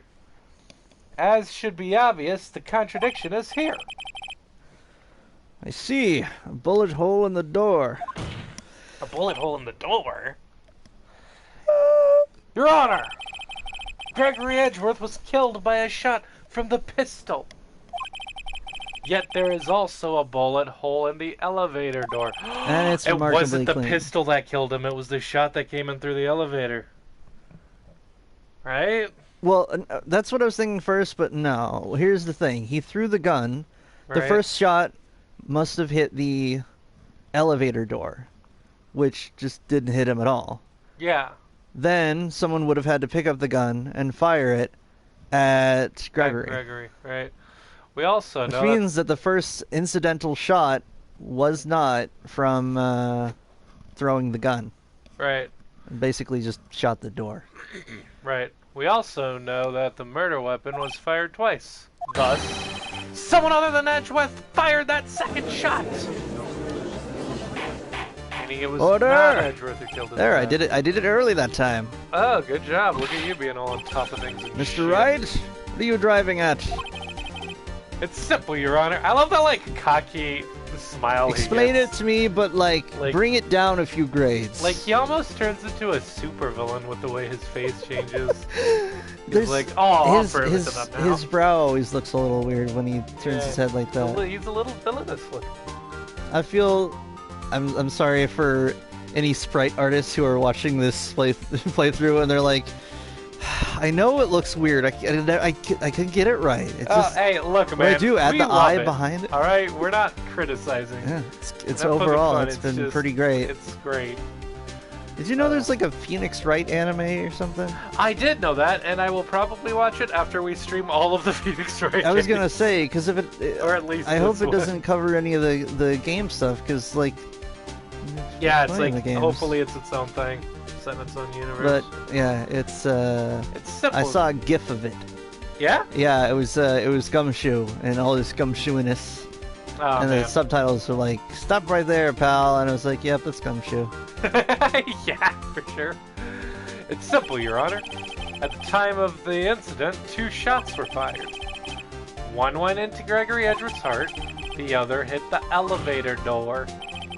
Remember that the defendant lost consciousness after the shot he fired rang out. In conclusion, we must agree that the second shot was fired by someone else.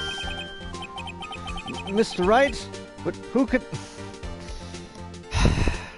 I'm going to read this one sarcastically. Mr. Wright, but who could that someone else be? I'm from the Hapen cluster. That's just how we talk there. I am the guy in the sweater that asks all the obvious questions. That's a different bit, but okay. It works. This is just how we talk on my planet. The award for most sarcastic. Oh wow, thanks. This award means so much to me. I would like to thank everyone who helped me get here today. My mom, my dad for making me.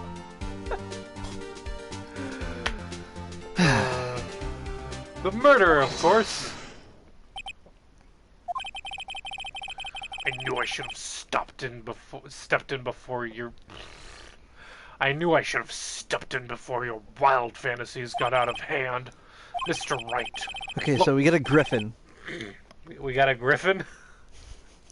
A griffin? No, your wild fantasies get out of hand. It's like, okay, so we get ancient psychic tandem war elephant. Dude, what if there was a game where you could just, like, ride a griffin? like as your main mode of transportation. There's got to be a game like that. There's got to be a game like that. I like to think that it's kind of like a Ni no Kuni style thing though, where you're like on the dragon and you're just flying around. Man, when I got that dragon, I flew around everywhere. Riding on that dragon was like the highlight of Ni no Kuni for me. I'm just imagining that as like a thing that I would add to like Stardew Valley, where you can raise griffins or something. Look once more at the DL6 incident case file. Look closely. Try the case summary page. The case summary. That's on page 1. Look what is written there. Not a single clue was found on the scene. If the pistol had indeed been fired 2 times, then the other bullet would have been discovered on the scene. Excuse me. He does have a point. That second bullet has never been found. Why? Because the second bullet does not exist. The bullet that claimed Gregory Edgeworth's life was the one fired by his own son. That is the truth of this matter. The whole truth. It was undoubtedly something else that made that bullet a hole in the door. Well, now he's just getting defensive. Yeah, seriously. Which is Order! supposed to be my job. You know, being the defense attorney and all. You didn't need to. Don't explain the joke. Explain the joke. It's not funny. I could see the wheels turning in your head. Stop it. It's my job to get defensive. It's your job to get prosecutive. Which you're doing a shit job at. Order. Oh, yep. No, everyone's quiet. Already been quiet. I just got a little. Hold on. I'm gonna put this app away. Playing Judgy Clicker. Judgy Clicker? Judgy Clicker. Is that a thing? It's like Cookie Clicker, but it's, I don't know. It's got judges involved. It's for judges. It's specifically for Supreme Court justice people. It's on an app specifically for judge dating. Judge dating? You think that's a thing? I don't think so. Single judge lady. Because like it's such a specific occupation, you know. Yeah. Well, I mean, there's a lot of like local courts. Yeah, and there's such. like Christian dating apps. There's like farmer dating apps. Farmers only. I would never go on a Christian dating app. Like, it's not like, look, man, I have like some amount of faith. Like, I do have a sort of belief system. I just don't believe in the idea that gay people go to hell. You know, that crazy religious nut job bullshit. Yeah, I can understand that. Yeah. Mr. Wright has proven one thing to us quite sorry, I need a lozenge. One thing to us quite clearly. The murder weapon was fired twice at the time of the incident. However, as Mr. Von Karma says, the second bullet fired was not found. It is highly unlikely the police merely overlooked the second bullet. I mean, if it fired through the window, it would have landed somewhere in the office or whatever. You think there's just a large percent of homophobic people on the Christian dating apps? Yeah, possibly. I had a job coach once who was homophobic because he was super religious. And the story of how he found God was like crazy and all. Like, he had me thinking he was actually a pretty genuine person until he turned out to be like just annoyingly homophobic. And I was like, well, you're not great after all. And the wild thing is, like, I know where that comes from, because like that was like part of like how I grew up, where like it's not like an explicit thing, it's that it's how someone uses a specific tone when talking about certain people that just continually reinforces it over time. The fact that like you sort of pick it up tonally of every time it's like, well, the gay people can be Christians, like the way that they say it. Yeah. And that just sort of like that sort of like a, what's the word? It was like a toxic part of that culture. Yeah. It's not good. And it doesn't even have to like be there. It's just a specific like, what's the word? It's like an extension of a specific interpretation of an archaic principle. The way he kind of outed himself for as being a homophobe was when he talked about, like, he watched Avatar and he watched Legend of Korra. Those were things that he grew up with that he loved a lot. Like, he like really loved that stuff. And he was like, yeah, I thought Legend of Korra was pretty good.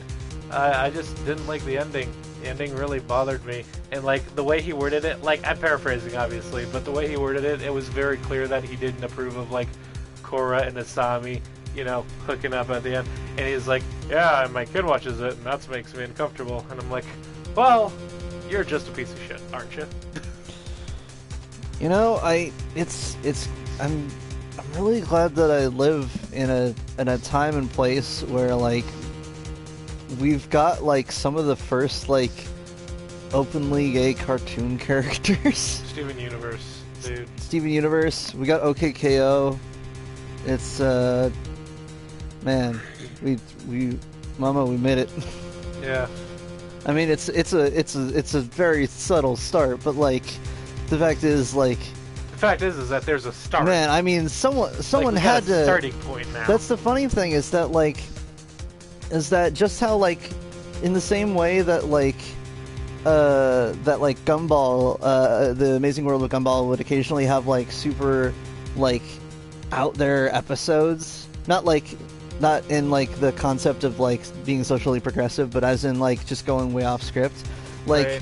They understood that when you have like a strong series that you can occasionally like break the mold. And with Steven Universe, like, hey, you know, we've got the storytelling power here. If we slip, Steven Universe can have little a lesbian as a treat. It is. Oh, that's your line. It is highly unlikely that the police merely overlooked the second bullet.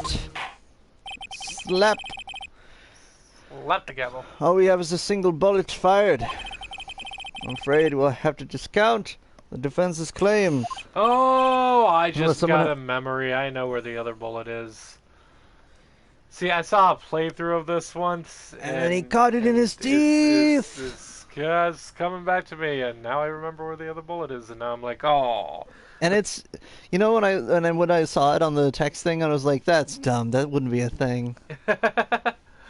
That's come on. Like the other setups, I've been pretty on top of. Where I'm like, oh yeah, I bet like what's her name is actually looking for a cryptid. She's not like looking at like stars or whatever. Yeah, That's why it's pointed at the lake. Yada yada. Yeah, you've been But, like, predicting a lot of this setup. This setup though, I'm just like, wait, really? They didn't even set up that he was like in the office at the time. Right. But here we go. I praise the judge for his wisdom in this matter. Gah! How did this happen? How could this happen to me? Could you not? Everyone knows that if you're going to play emo rock, you have to do it in the voice of Kermit the Frog or Goofy from Mickey Mouse. How could this happen to me? That's a little of both. I'm a little confused. Some kind of frog dog. Some kind of frog dog. How could thing. this happen to me? Goofy and Kermit fused together to create Kermie, I guess. Kermie. I guess. Kermfy. Or Goofit? Goof it. I don't even want to think about it. It just doesn't mix together well. Let's put that in my list of. Yeah, you know, I didn't really want to be a dad, but I goofed inside my girlfriend, and now here we are. Yuck! That's a Gay Grumps reference. I just kind of added the goofy twist into it. Wait, so the goofy part wasn't in the original? No, in the original, it was just Dan talking about like, yeah, you always hear these parents talking about like how proud they are of their kids. I'd like to just have like one dad who's like, yeah, I didn't really wanna, but I goofed inside my girlfriend, and here we are. So I took that and I threw the goofy twist into it. And it worked. It's legit. I goofed inside my girlfriend, gotta- and here we are. I'm Yup. gonna rinse this cup out. So just give me a Max, minute. what are you doing, buddy? Are you winning, son? Are you living, son? I don't believe that. Shout out to the Game Grumps. Check that out, your bingo card. Do you think Let's Plays that have like social commentary in them that will be sort of like a time capsule? Maybe. Because like you'll look back and be like, oh yeah, that was a thing that was happening. Probably. I don't believe that the second bullet didn't exist. Was I wrong? Have I been wrong about this whole incident? Sorry, I just coming back over here. What are you doing, Nick? You're killing me here. Why are you raising an objection? I'm sorry, Maya. You goofed. I goofed. You done goofed there. I'm about to do what's called a pro-goof moment. I'm about to goof all over you. Yuck. That's not what I wanted to hear. Well, I mean, see, the thing about No. that phrase is it could mean anything. It could be dirty, or it could be as simple as final flashing them in the face. Final goof. Final goof. Just. I'm goofing all over the place today. Yeah. Goo ha fee ha. Wahoo! Okay. What? That's my line. It looks like I was wrong. Nick. If the second bullet wasn't there, then all my conjectures are for nothing. No. You said you'd do it, Nick. You said you'd get Edgeworth declared innocent. I'm sorry. If you fall off the horse, you dust yourself off, And you pick yourself up, and you call that clown. Oh, you call that clown. You went a different route. I was gonna go the eat the horse route, but that's fine too. Goes over to the Dozer clown and he's got like a. We got cooked one horse lifeline his left bucket. in this. He's got like a cooked horse in his bucket. He's like, "Yo, we're dining on a horse tonight. Get in." Oh, okay. That went in an unexpected route. Yeah. Well, I mean, you're eating the horse. You eat the horse with the clown while you're robbing a bank. I guess. You're really changing the overall canon that I was looking for here. Yeah, You're breaking the mold on Dozer Clown Yeah, here. well, I guess you could say that I kind of goofed it all up. You done goofed all over the place. It's just when I saw the photograph, it made me laugh, and I was like, "Ha, yup." That's unsettling. Just gets so like goofy looking at a disturbing picture, and he's just like, "Yuck." Oh no. Dude, I saw this YouTube video of He boot too big for he goddamn feet. dude, I saw this really weird YouTube video where it was like Goofy and he was like on trial for murder, but he was like he had actually done it and he was super crazy. It was really weird and I don't recommend looking it up. So don't mention it. It was just weird. Stop. What the yuck?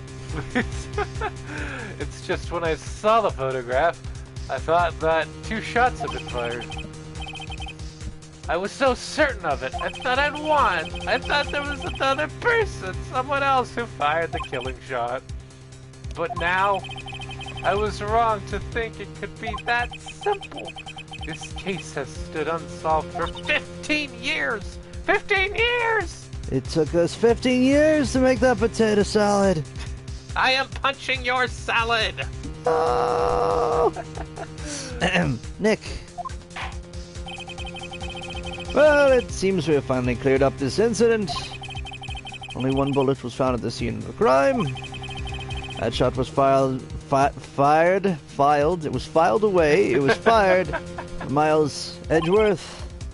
Precisely. I would like to ask one thing of Miles Edgeworth before passing my verdict.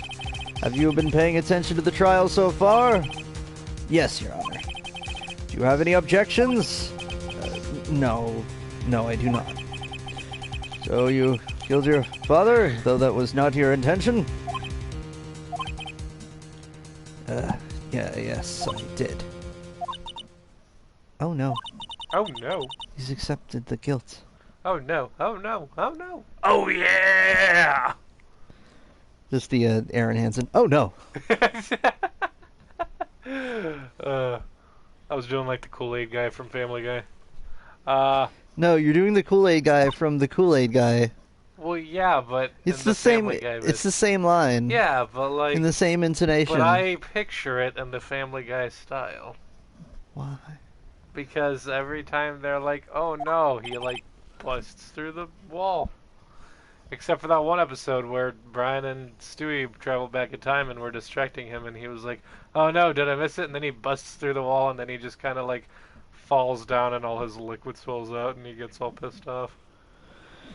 Does he need the liquid to be like alive? Well, I mean, he's very crippled without it. Oh, he's like, is he like a Kappa? Like he needs the. Well, I think he might have actually broken. I'm not sure. I don't remember the bit very well.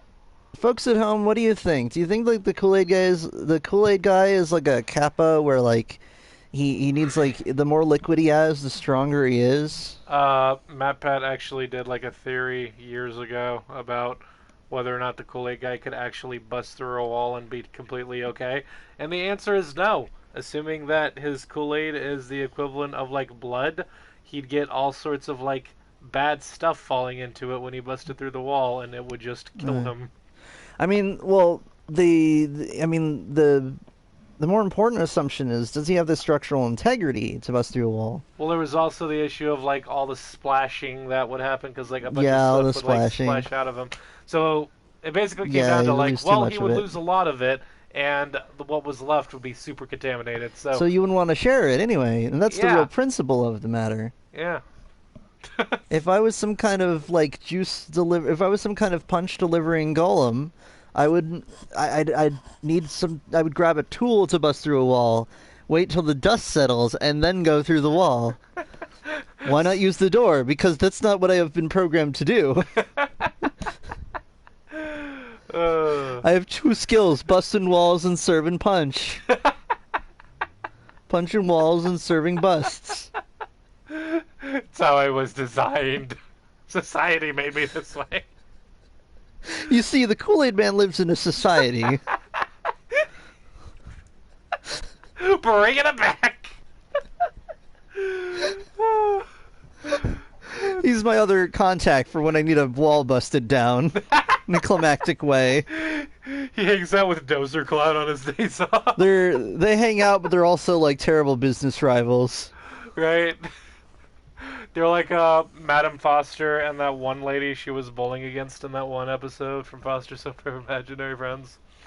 They were like bowling rivals, and they hated each other, but at the end of the episode they're like, "Hey, we still meeting up for tea and crumpets?" And they're like, "I thought you guys were like arch rivals." And they're like, "Yeah, but like we can still be civilized." They're rivals, not enemies. Yeah.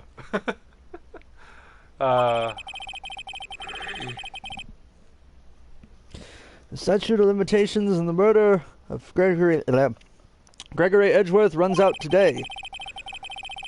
Therefore, I must pronounce a verdict on the defendant today, right here. Right now. In this economy. Right now. Now is the time. Now is the place. I don't know the other word. And not much left to go around. You know what I learned today? What? You're a... Well, I'll tell you later. I was going to tell you about a word that I learned you weren't allowed to say on YouTube, but then I realized this was getting uploaded to YouTube, so I should just... Hingle McCringleberry. Yeah, I'll just... Quattro. Yeah, I'll tell you off screen. Swordless Mime Town. Yeah. sort of smart. Indeed. Does anyone have any objections? I've been here before. It's driven me before. It seems to have a vague. Look, I got several blue bars left. What can I lose? It's just like my first day in court. There are so many things I know I should be saying, but my mind's gone blank. I can't find the words. Mr. Wright? Sorry. I have an objection, Your Honor. Hey, all you people, won't you listen to me? Your Honor, I object. I don't want to listen to him. I don't care about his jellyfish jelly. It tastes like garbage. Oh, brilliant. Bringing it back. Bring it back. Oh, that's your one. Yeah. Have you ever actually had jellyfish jelly? No, and I don't think it's a thing. Is that like a thing? No? Is that not a thing? Nah. That'd be cool if it was. Now, jellyfish as a food are a thing. That's the thing, like jellyfish jelly. You could just milk jelly from jellyfish. No, you can't get the jelly from the jellyfish. I mean, they're like 98% water, and the rest is like a thin like film of proteins. I imagine that you could dry them out into like chips or something. I don't know how people eat jellyfish, but I don't know. Have you ever had octopus? no, but I imagine it's how it looks. I've had like squid tentacles. They're pretty good. I love tentacles. I don't. Squid tentacles are fucking. Is it weird that like I don't think I would ever eat octopus, but also like I feel like octopus. I feel like they're just a little too clever to be eating. You know? Yeah. Like as far as animals go, I would say I'm not even like a vegetarian per se, but like dolphins and octopus are particularly clever creatures, and I just feels weird eating them. Yeah. I've never had. Although octopus. you could, if you had like a big like farm, you could just like wait, because I think octopus, don't know how long they live. Not as long as you think. Squid tentacles. Which means that we've never seen an octopus at full strength. Huh. Because they what's the word? They don't live very long, but like if they lived longer, they could get even smarter. We've never seen. We've never seen a gorilla at full strength. We've never seen an octopus at full knowledge. And then it just turns into what was it, that Nintendo game with the squid people and the octo people? And the Oh, Splatoon? Yeah, Splatoon. Yeah, Splatoon. Yeah, that's what that is. Yeah, sure. But squid tentacles are delicious. I had them in soup. Man, there was like this food stand that served. Wait, so did you have octopus or squid? No, I had squid. But just the tentacles. Basically, there was this food stand that served like fish tacos and like fish type stuff, and they had like fish soups, and I loved it, and I loved it for quite a while until I got sick from it once. And I don't mean like just a simple case of food poisoning.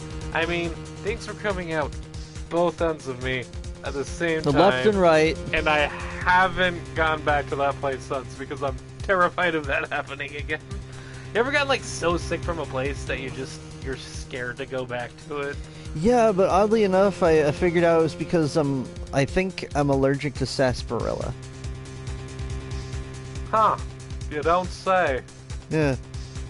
Now, that's a very specific thing, so I don't worry about it too much. But like there's a specific place in town that like serves like its own like proprietary like sarsaparilla. And every time I'd go there, I'd have some chicken nuggets, I'd have some sarsaparilla, and then I'd be like super sick on the way home, and I'd be like, what happened?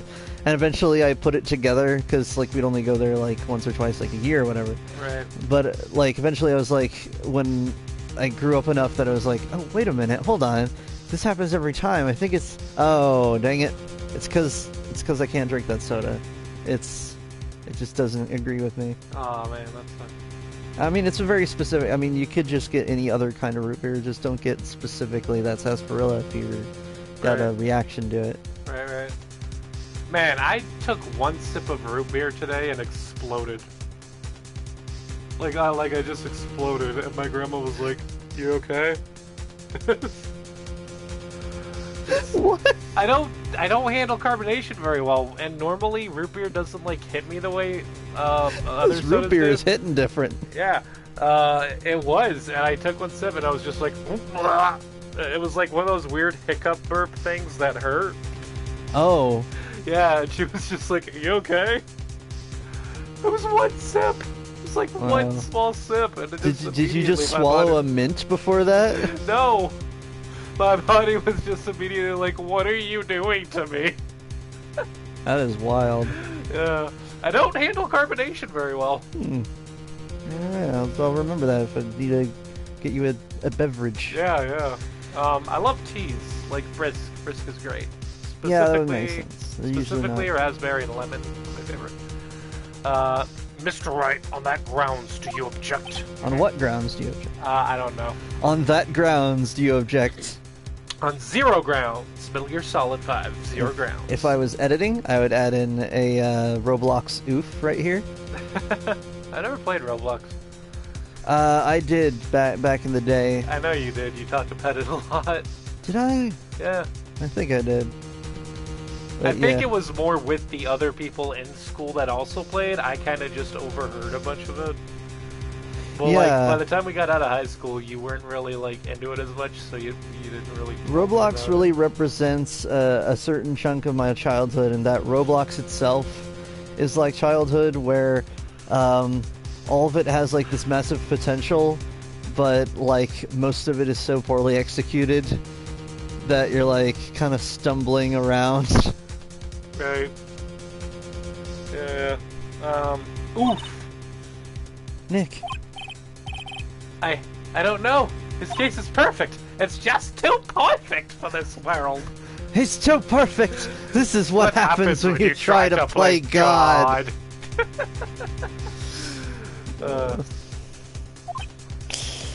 Grah! It must exist. What? The second bullet. Ah! My brain. Well, what? What you say? What did you just say? What you That say? you only meant well. Nothing. You're setting sail. I didn't have my hand in the psychic cookie jar. The second bullet must exist. But where? Someone took it. Took it. That's my line, I think. I'm unclear. There's no... Well, I figured it was Maya. Or, I figured it was Mia. Yeah. And I thought I did the voice for Mia. Yeah, I get you do been the a while. voice for me. I should have. Yeah. It seems waiting is not going to produce us any answers from Mr. Wright. Actually, it looks like it might be. Now let's go to our panel of judges. Oh, wait, that's me. Haha. If you just give me a minute, Mia seems like she's trying to talk to me. So if you just wait All a right, few so the minutes. question was, what is your buddy's occupation? The answer that he gave us was, I work for an evil organization trying to take over the world. All right, and your answer was, I said he worked in the fast food industry. And the judges are saying we can accept that answer. What is that from? It's from Sonic Boom. Y'all gotta go and watch seasons 1 and 2 of Sonic Boom. Oh, yeah. Like, there's just something... I keep forgetting that was a TV show. It was... That game was atrocious. The game was atrocious, but the show was just had a lot of good, like, just gags in it. Oh, Sonic Forces was being given away for free for PlayStation Plus this month, and Oh, I yeah. got it, which means we're probably gonna stream it at some point. Which Yeah, is we should gonna do be that. great. Wait, Your Honor. Hmm? The second bullet, it existed. What? We just heard proof that it doesn't not exist. I realize that, Your Honor. I'm really grasping here. Firmly grasp Look at it. how firmly grasp it. Look at how big my hands are when the dialogue box disappears. He has like huge hands. It just someone. My only regret is not curing inflated hand syndrome. Someone took it from the scene of the crime. That's what happened. I've got a macro handily. It's where your hands are big. But Got like king fist size hands over here. got some One Piece sized hands over here. Those hands are massive. I bet I've got more.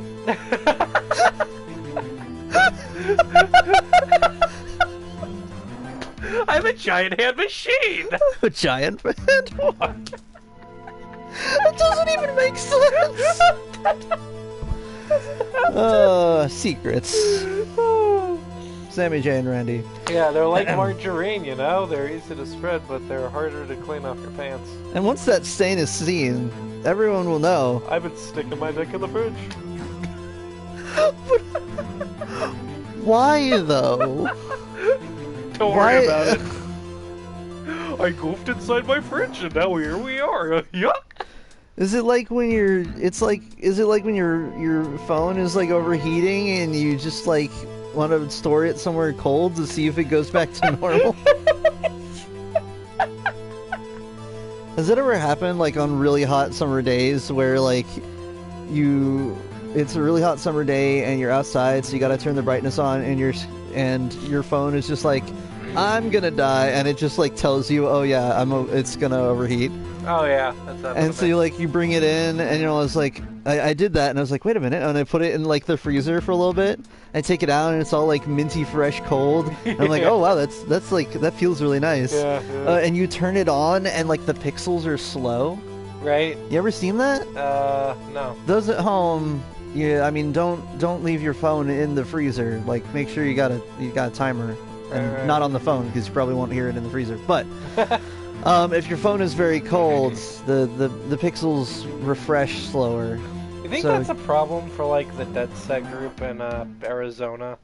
You think they're ever on a mission and they pull out their phone to do some hacking and they're just like, what? That's overheating. What Yeah, the they fuck do you probably mean? they probably like jury rig their phones with like heat sink, like fluted copper like casing, Yeah. just so it can vent the heat way better. All right, man. I'm looking forward to Watch Dogs Legion. It's gonna be That's fun. that'd be great. I wonder. I was just thinking, there's a mechanic in Odyssey where you can knock out someone and then recruit them onto your as a lieutenant on your boat, and I'm wondering if that's led to the concept that they're going to use in Legion, where you can recruit just like any random person. Oh yeah, I read about that. Maybe. Oh wait, fuck, what was it? Oh yeah, we were playing Far Cry 5, and I'm like in the shop, right, looking at clothes and stuff, and I come out, and Taylor's wearing like a freaking wrench mask, and I'm like, hello, wrench from Watch Dogs 2. Yeah, I was like, oh yeah, there's a wrench mask in this game. And then we decided to dress up as assassins, and since he's playing a female character, we basically we were all became Bayek and Aya. and that's what we It look was like neat. right now. It's great. You know, I gotta say, out of all the assassins to be, I would probably want to be an assassin in the modern times, simply because they probably got the comfiest footwear. Well, then you just be a member of DeadSec. Yeah, but like when it comes down to it, like the logistics of it all, like when you look at like Origins or Odyssey, like they got like sandals, you know? Yeah. And it's like I wouldn't be running around, and like sandals may be comfy, but they're not for free running. Yeah, Like I don't know if there's any sport sandals that like can really fit your foot firmly enough to do that, but yeah. yeah, you'd They want probably some. go through shoes a lot. Oh yeah. Yeah. well, it's Assassin's Creed Origins and Odyssey, so you're already replacing your shoes like every level. Yeah. But who? The murderer. The murderer? Then tell us, just who is this murderer? I'm still thinking about that one. Let's take a 5-minute recess. Yeah. So the criminal took the second bullet. But why? But why? Huh? Huh?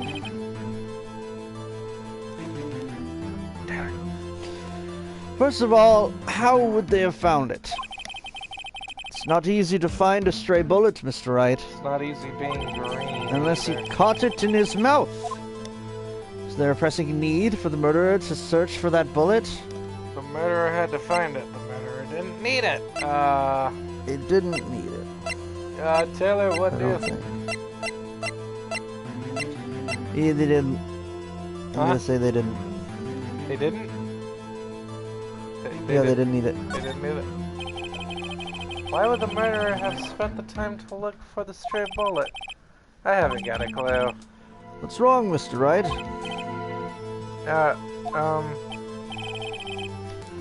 Bah! The murderer had no reason to take that bullet. You don't want to admit it, but it's true.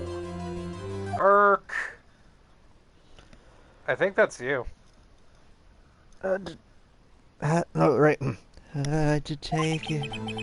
Had to take it. The murderer? What does that mean? You're thinking too normal. Think crazy. Don't think why the bullet was taken. Think why the bullet had to be taken. Mr. Wright! Yes, Your Honor. Sorry, I was just talking to the voices in my head. Wait, shit, that sounds weird when I say it out loud. I have no idea what Well, I'm doing. I hear the secrets that you keep. Wait, I When you're know that talking in your line, but I sleep. can't think of what that song is. When you're talking in your sleep. And I don't know the rest of the song, that's all I know. I've heard like a couple of remixes of that, but I still don't know what the song is. No, the one I'm thinking of is, got a secret, can you keep it? Swear this one you'll save. Nah. Lock it in your pocket, taking this one to the grave. I've got a secret. I've got one too. Tell me your secret and I'll tell my secret to you.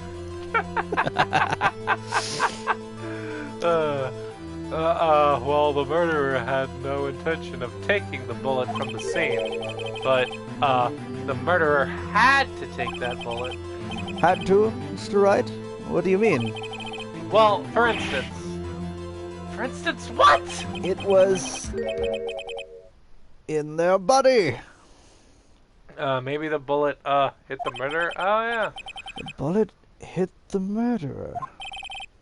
Just saying, for instance. I mean, if it hit you, you would have to take it with you, wouldn't you? It's not like you could perform surgery right there. You know?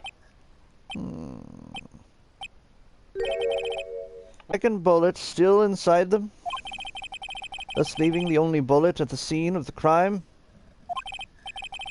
Yes. I guess that's how it would work. Yes. But there's a problem with that. The other two people rescued from that elevator, Miles Edgeworth and Yadi Yogi, were both unharmed. So that would mean... Oh, the murderer came from outside, yes. That's why the window was shattered in the elevator. That's why the window was shut. The two men fight inside the elevator, trying to stop So them. look, in this sketch he's like way smaller, right? That's small... Oh, and he's got a little bow tie. Yeah, that's small him, whereas the one in the other picture is like medium-sized Rudy. I don't know. I didn't even notice. I always notice. You didn't notice it, but your brain did. You didn't notice it, but your brain did. Trying to stop them, the boy picks up the pistol at his feet and throws it. The pistol discharges, and the bullet... Oh, excuse me. The bullet goes through the elevator door and hits the murderer outside. The boy loses consciousness. And the murderer opens the elevator door and sees the men inside. Right, because when you think about it, you got, what is it? One guy would have been, like, unconscious, and you would have been unconscious, and the other guy, after being shot, would be dead, so it's not like you'd wake up after the doors were open. Right. Mr. Wright, you truly are the most unpredictable defense attorney I've ever known. Oh, well, that's what happens when I listen to the voices inside my head. Shit, I said it again. I can tell you're grasping, yet I cannot deny the possibility of what you say. I can, because I'm a douchebag. What do you say? Deny it? Deny it! No one involved with the incident would, no one involved with the incident was wounded. There was no murderer! Oh, wow, that is destroying my throat. Well, I mean, if I take your statement at face value, then, like, we just wouldn't have this trial at all, and it would come full circle, wouldn't seriously. No one was wounded at the time of the incident. He's right. I can't think of anyone. it? Hey, Nick. What? I just thought of something really crazy. Tell me your really crazy thing. Shoes for cats. Dude. Yes. Does your cat walk around and it makes too much noise? Get kitten mittens. It softens their mighty steps.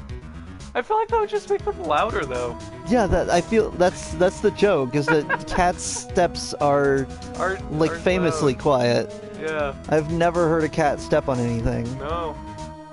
I have heard cats knock things over before. Oh my god, Buddha fell into the water dish one time, and the only reason I know about this is because my grandma recounted the story to me. Basically, she was like, she tried to jump up to the counter, but she didn't quite grasp it, so she fell into the dog water that was right below, and then she like ran away. Yeah. I gotta say, that's definitely. I would say that's one of the big differences between like cats and I guess like humans and dogs. Oh, do you want a fruit snack? Yeah, throw me one. Is it like? I figure if you're like a human and you fall into water, you're like and you get out, and then like you look at the water and you feel like, you know, disappointed in yourself. Whereas like a cat, like it falls, it lands in water, and it's like, yes, escape time. Yeah. Crazy?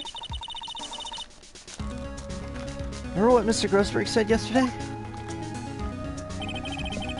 Gregory Edgeworth dealt a blow to his perfect trial record. We got a motive. Oh, shit. It must have been quite a shock for Von Karma. He took a vacation for He took a vacation for several months after that, you see. Yes, an unusual event for the man. That was the first and the last vacation he's taken in his many years of prosecuting. He just hates to enjoy life. What if Von Karma didn't take the vacation because of shock? Which would be because he was injured. That last bit was my line. Aw, I wanted it to be my line. Yeah. I feel like it. Well, you can have it, I guess. Which would mean it could only mean one thing. When the hotline rings, it can only mean one thing. Someone is calling the hotline. I knew there was trouble. I had to act fast. I rushed to the phone. There was It's a Powerpuff Girls reference. Oh, that. No, I was just thinking there was a Twitter. I don't know if I follow it anymore, but what's the Captain Obvious? They're like a spokesman for, was it insurance or something? But like they have a Twitter account, and they're like, when the hotline blings, it can only mean one thing: someone is calling the hotline.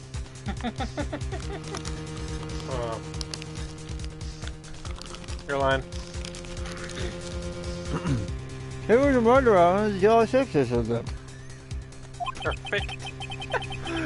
He was the man who shot Gregory Edgeworth.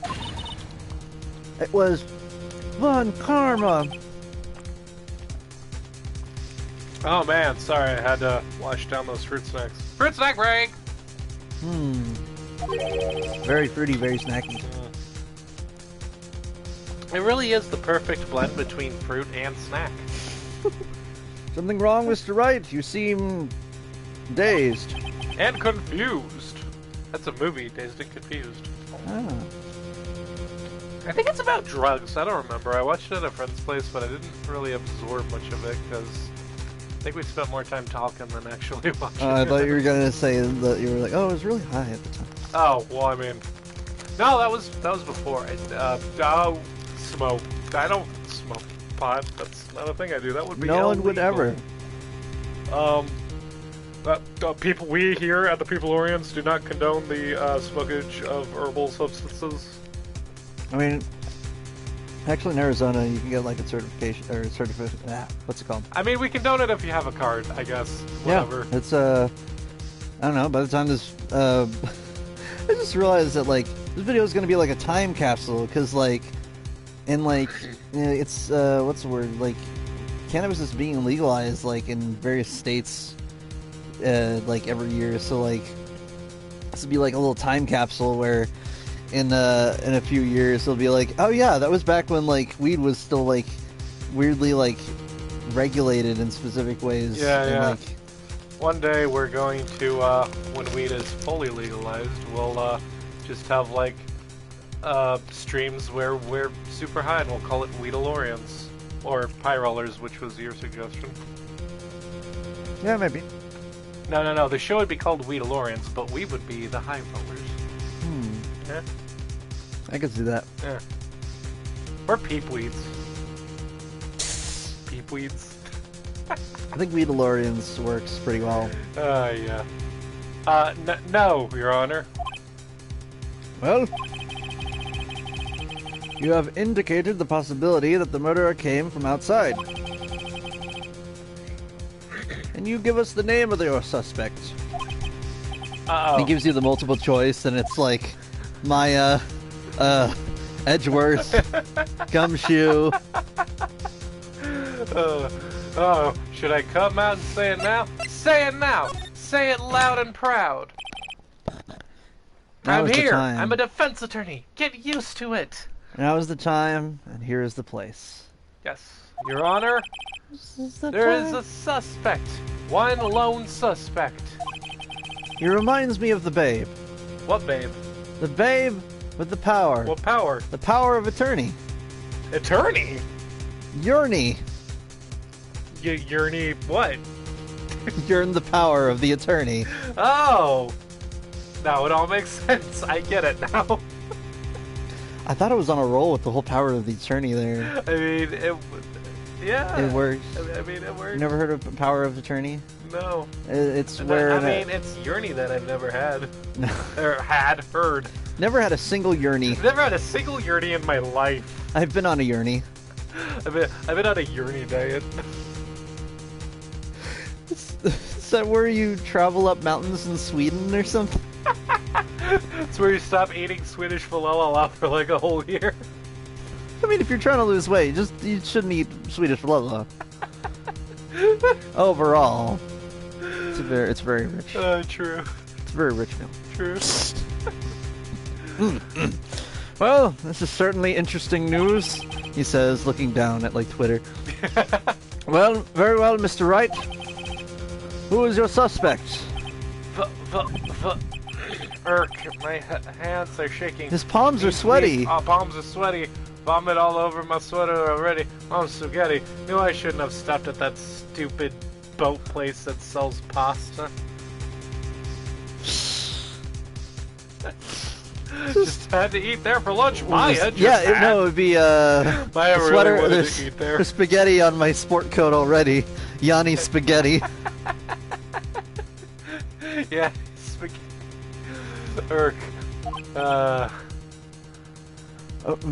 What? V for Vendetta, Your Honor! It's an amazing comic. You should read it. I actually haven't read it yet. It's on my list. Well, then suggest it after you read it. Yeah, well, I mean, obviously. See, look, here, this shot of Phoenix is real good, because, like, you can just barely see, like, his far eye. Yeah. So, like, it really structures up his sort of nose area. Yeah. He has kind of a weird nose. Yeah, I don't overthink it. You overthink everything. No, I try not to think specifically about this particular thing. Von Karma. Von Karma? Von Karma? He's just smiling. I'm sure I feel like he needed a different sprite. Right. You mean the Von Karma, the prosecutor? The one standing over there? Von Karma? In this courtroom? Prosecuting with me? In this economy? Stop! Look, I like the in this economy thing, but it ruins the talking cat bit that I was going for. I didn't know you were doing a talking cat. It's always been a talking cat bit. Oh well, see, I forgot what that sounds A like. cat talking to me in this economy. See, it doesn't. It's not the same. A talking cat. Bah. I can only talk to one person, or once. I guess that's the rules. I don't make the rules. I'm a talking cat, and I'm here to tell you that you should spend more time with your son or something. I'm saying that you should business less and Christmas more. That's how you do it, business dad. I just mixed some movies there. You get to decide what movies.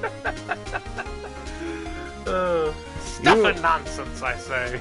Man, we should if we did a like a bonus content sort of deal, we could do some like bits there where it's like we try to mix movies as like a bonus content afterthought kind of deal. Speaking of bonus content, like I got Patreon set up for YouTube, but like there's nothing on it. We don't like have any tiers or anything. We should like sit down and figure out what to like.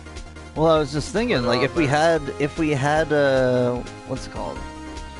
If we we'd post the links to the YouTube things or whatever. Yeah. And then our bonus content would be like basically like how System Mastery does Afterthought, where we get like a whole segment where we cover stuff that we didn't cover in the episode. Yeah, that'd be cool. Like, let me tell you about the things I didn't tell you about Jurassic Park, or whatever my current like jam is. Yeah. Your line. You don't object? I see no need. Why honor this ridiculous outburst with my objection? Because you took a vacation for several months starting the day after the incident. Yet, you pride yourself on a perfect record. Sorry, excuse me. Why would you take such a long vacation without any reason? So you're claiming that I took a vacation to heal my injury from the incident? Fascinating. Prove it. I would have needed surgery, no? Where did I go under the knife at, Mr. Wright? Bring the doctor that operated on me. Have him testify. Testify! Nick. Oh, it gets even better. I read a little ahead, so this is where This is where it starts to add up a little bit more. You know it's coming then. Let's find out who his doctor is. It's no use. No. It's no use. Yeah. There you Look, go. I have to read it. I have to read it straight up first. It's no Zero damage. The unavoidable Chen move. It's 0 damage. It's no use. Great.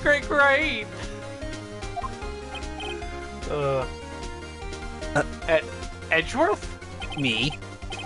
Yes. I know you. Von Karma, perhaps too well. He's perfect. He wouldn't leave clues. Probably didn't go under. He probably. Sorry, my ruffles were a little unruffled and messes with my brain. He probably didn't undergo surgery. Or leave a doctor as a witness. Grr, nobody's that perfect. Yes, I am perfect. I just have this constant pain in my arm. Right? Poor man. Bruh, just get some surgery, Don't man. have pity on him. He is a disgusting human being. I mean, I have that doesn't mean I got like bodily standards, man. Just get your stuff fixed. Yeah, true. You go to like prison or whatever, but get your stuff fixed, you know? Yeah, true. You don't have to live with that. Yeah. You're lying. Technically speaking, the bullet in your arm was it's technically not your fault. That was random chance right there. Yeah. So, what, Nick? Did Von Karma pull the bullet out by himself? It's insane. No, he couldn't have. You can't just pull bullets out of What are you, Bruce Willis? Cuts to What is like this, Vampire Bloodlines? cuts to like any Far Cry character that's just like digging a bullet out with a stick. Yeah, well look, The you just pointy stick. slap your forearm and it pops out like a balloon. It's like a it's a hydrostatic principle. Doctors, no, this is not how bullet wounds work. You cannot slap a limb and make it just bop out like a cartoon. Just slap it up. That's how like a gritty but like Looney Tunes style cartoon would be, where it's like, oh, I got a bullet in me, and it's just like blow on your thumb, and he goes whoop, and it just like pops out. Oh man. I don't want to see that though. Because it's adding too much real physics to it, and then it's maybe a little bit. Maybe it would be good as a skit. Yeah. That'd make a good slapstick like series on YouTube or something. Right. Wait, what does that mean? That bullet has to be somewhere. It means but where? it means the man's got a bullet Still in in him. his shoulder. Tell him to show us his shoulder. Well, Mr. Wright, can you produce evidence to prove that I was shot? Show evidence? Yep. You'll be amazed. Alright, Von Karma, I'll prove it. And I'll even use evidence. I know how you like it so much, except for when it works against you, and then you're like, this isn't This evidence. isn't evidence. You know, I've seen so many like ways of like taking evidence and like breaking it down, being like, does this really count? But like Von Karma is like very basic in that, where instead of being like, does this really count as evidence, it's more like, no, that's not evidence. I don't have to accept that as evidence. That's not evidence. That would never be evidence. Evidence is beaming an image into my brain.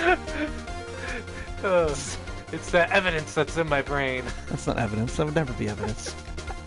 Well, Man, if we had evidence right now, that'd be really anticlimactic. are you trying to say anticlimactic? No, if I was saying anticlimactic, I would just say anticlimactic. Look, and there's a sign. It says anticlimactic. What are we gonna do with all that money? I've always wanted one of those flying evidence things. Oh, perfect! Bringing it back. Bringing it back. Oh, check that out for bingo card. Okay, we got this invention, Mr. Wright. It's a computer that can see through evidence. Dude, that is literally the best invention that a defense attorney could have. The only problem is it doesn't work. Oh, no. I speak in breath. You majored in in-breath? I majored in out.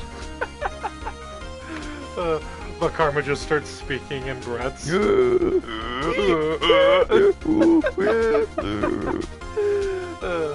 Well, what? What did he say? Said our evidence says our computer works fine. Oh, great! Just throws it and it explodes.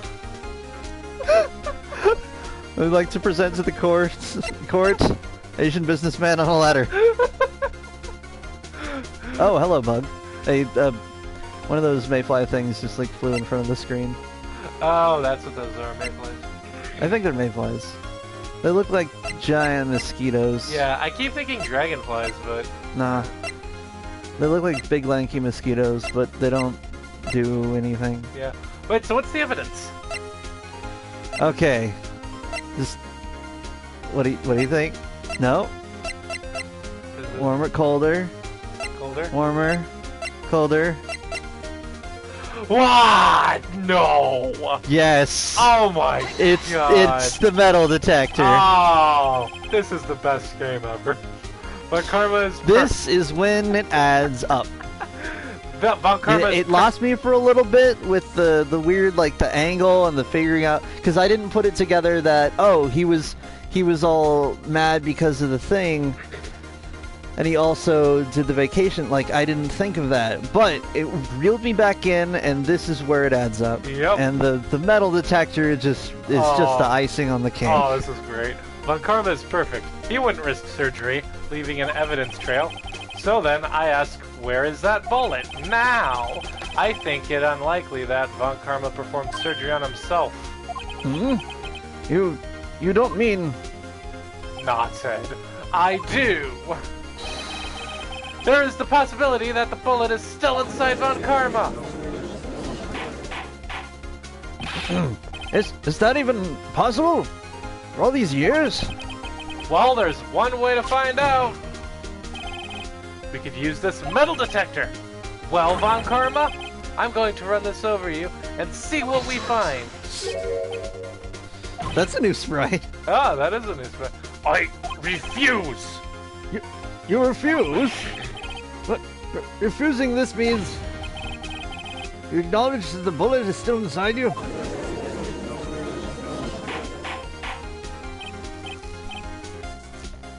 Order! It was a little late on that one. Your Honor, the defense requests that we be allowed to use the metal detector.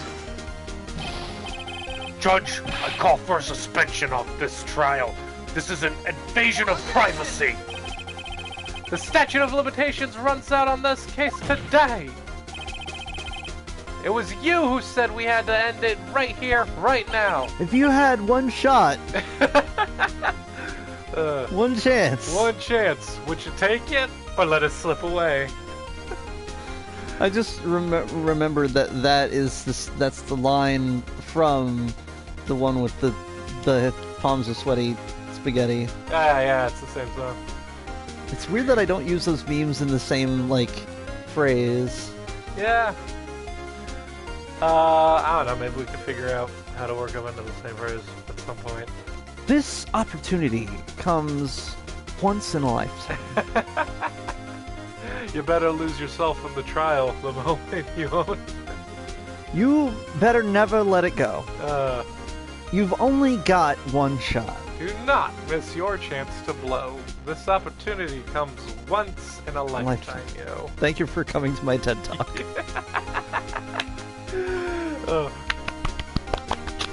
I don't know if the audio picked that up.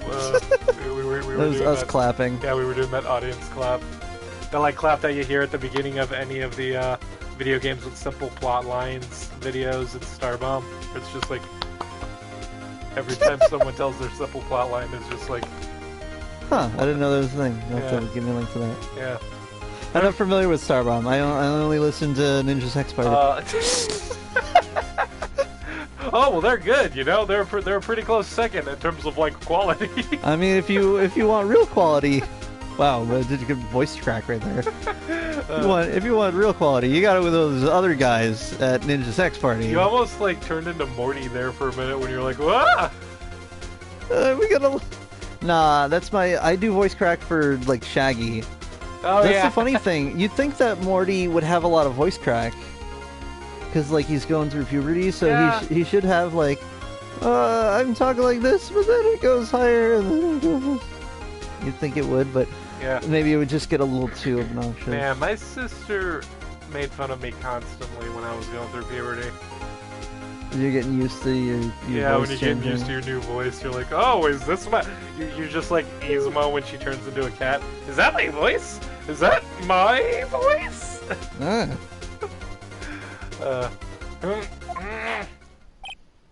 Why do we even have that lever? Hi, welcome to Film Theories. Today we'll be talking about why Yzma has that lever. Dude, I would watch that. I'd watch that. As long as if it was like 30 minutes or less. Yeah. If it was longer than that, I'd be like, what are you putting in here? What kind of shark jumping bullshit is this video? And then they start going into like Mayan temples or something, and you're like, all right, let's see where this goes. They start getting into like lore that was established in like the Cusco, the Emperor's New Comic books or something. I'd be Go like, into, okay, like- now you've got me. Go to like whatever time period that movie takes place in. See, and the time that this movie takes place, there were this group of people. Ancient tribe. They were called Mesoamerican peoples. You're lying.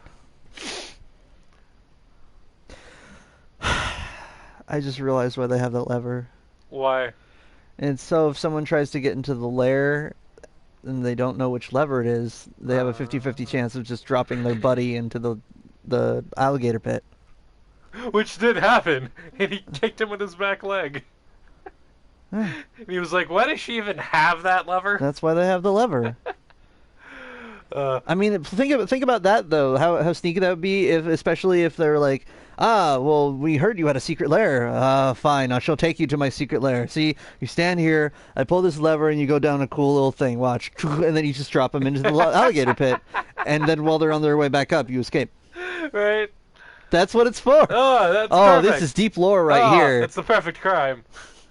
Enough talking about Cusco's new groove. I don't give a shit about your Cusco's. And I know that's not what it's called. I'm pretty sure that's what the series was called. Emperor's New School? Oh, no, that's not what it was called. It was Emperor's New School, wasn't it? Yeah. Which I saw a few episodes of? It wasn't called No. Okay. Nah, there's the Emperor's New Groove. Emperor's New School. And then there's Kronk's New Groove. Which was okay. And then Kronk went to school. And then the Emperor went to Kronk. Kronk University. I have this headcanon that if Kronk and Squirrel Girl met, they'd be able to communicate in Squirrel.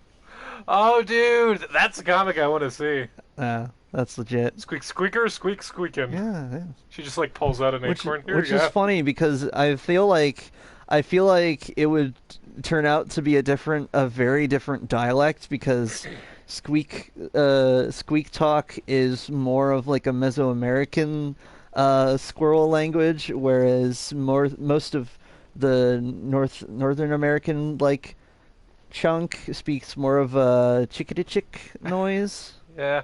At least according to how the comics write it. Yeah. Hold on. It's a different dialect. It's got similar patterns. Had to sneeze. Oh, okay. Excuse me. I permit the use of the metal detector and whatever it was about the squirrel language. Mr. Von Karma, you will submit yourself to testing. Nick, what does this mean? I don't know, but we have to give it a shot. We only got one shot. We better not miss our chance to blow. Oh. Alright, hold on. Did we set it to the right thing? We should probably...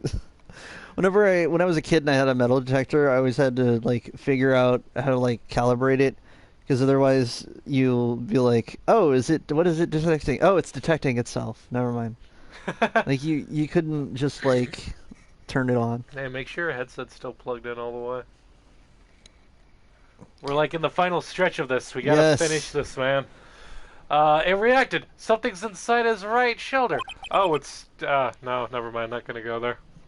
The bullet. I was gonna say something really stupid. No, and he's then I got like realized I was gonna say he's got like like metal shoulder blades or something. I was gonna make some joke about like a rockin' hard cock, but then I realized it made no sense. Why would it be in his shoulder? Well, exactly. That's why I didn't say it. Plus, it would not be a metal. Just get out of here. It could be made out of metal. Maybe he's hooking up with Colossus. This broke off inside him. I don't know. Well, you see, Colossus has the power. Has the power of metal, but his genitalia works more like an octopus, where it just kind of falls off, and then he has to yeet it. Yeah, he just throws it. I love that scene in the Deadpool movie where he like pulls his arm back to punch him, but he like elbows Colossus's dicks, and then he just like feels it with his hand. And is like, Dad. I like how the sound designers added like that hollow metal for every time someone touches Colossus. It's like that toonk. Yeah. He sounds like a barrel. They didn't have to do that, but they did. Yeah, and it was great. Mr. Von Karma? Such a big banner, and there's only like 2 you guys in here. It's almost like the studio couldn't afford another X-Men or something.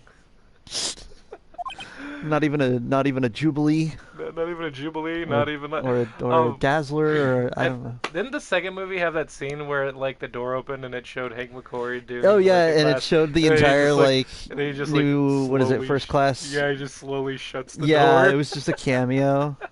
That was good. That was good. I was not expecting that. Oh man, it was great. You. It was you. I was afraid this would happen, and so I remained silent.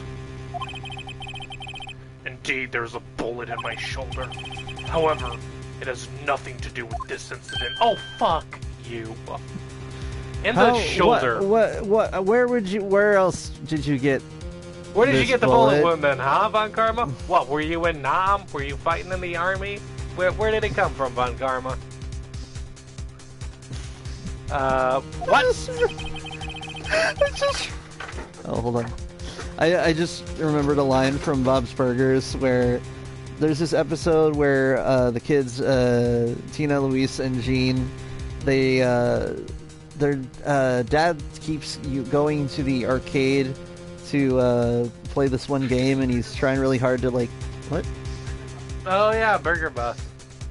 Yeah, he's trying to get. Thank you for that. Yeah, And I saw that. He's trying to get really good at it, but in order to go there, he has to bring his kids. So he brings his kids, and he's just like, "I'm gonna play the game, and you can do whatever." And so they notice that every time they're there, some kid's having a birthday party. So they just kind of crash the party. They just kind of sneak in, have cake, and leave. Yeah. And so it's like, oh, and where do you know Jimmy from? School, church, Desert Storm. What was that? No, I'm thinking of Sandstorm. I was thinking of the Sandstorm song. Sour Day Sandstorm.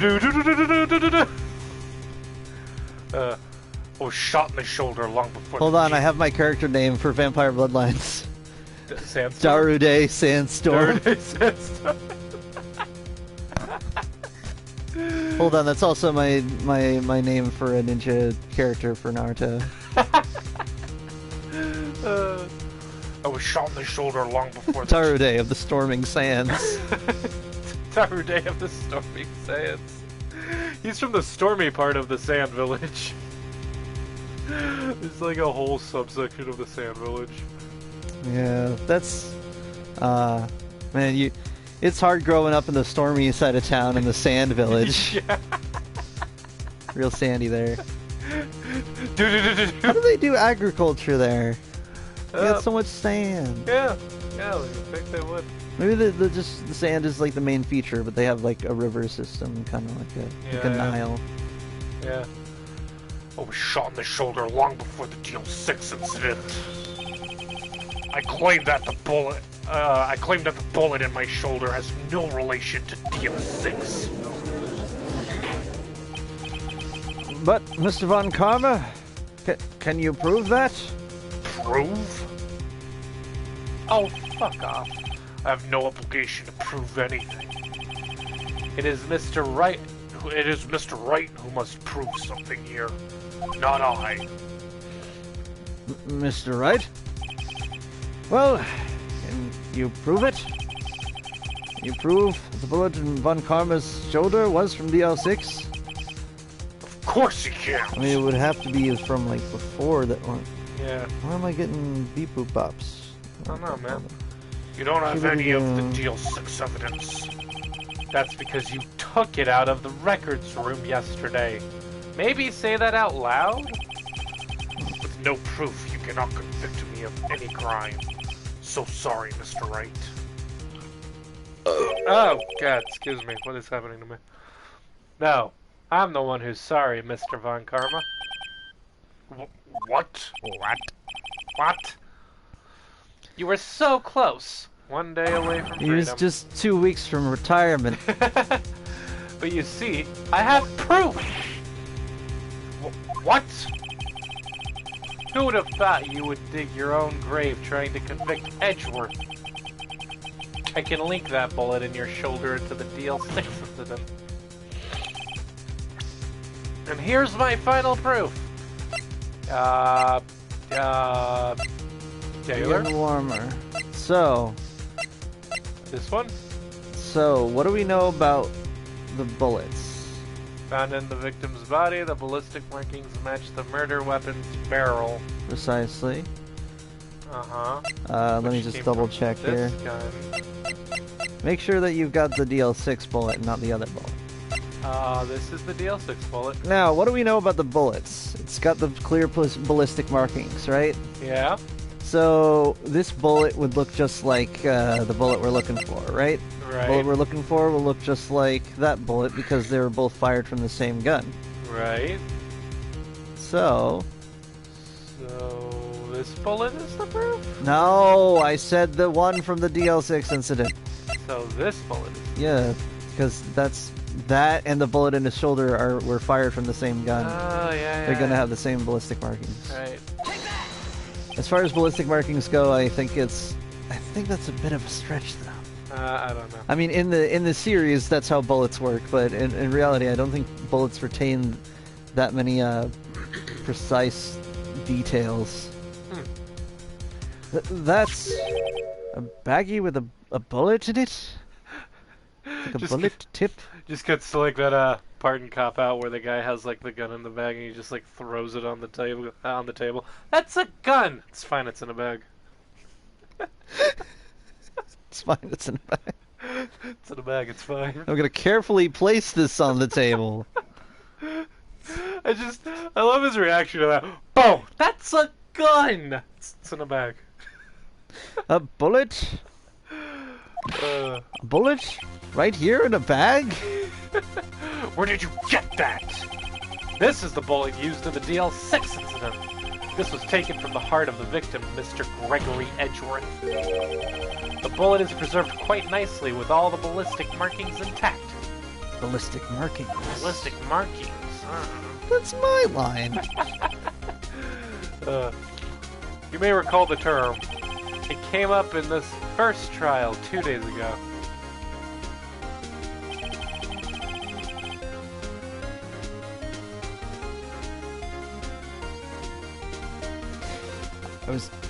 Thought it was a good time to read a post. Ballistic markings are the fingerprints of the weapon. All bullets fired from a gun are marked with that weapon's unique pattern. By examining the markings, you can tell which weapon fired the bullet. It's quite accurate. We have 2 bullets in our possession. One, the bullet removed from Gregory Edgeworth's heart. The other, Mr. Von Karma, is the bullet buried in your shoulder. We could analyze both bullets. Then, if the markings matched, we would know that both bullets had been fired from the same gun. The very same pistol.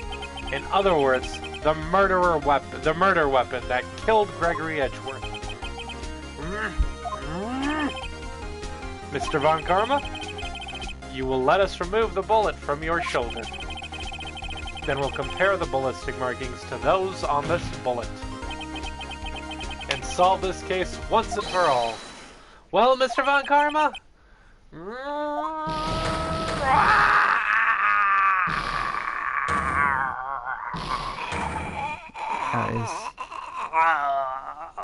Has he died?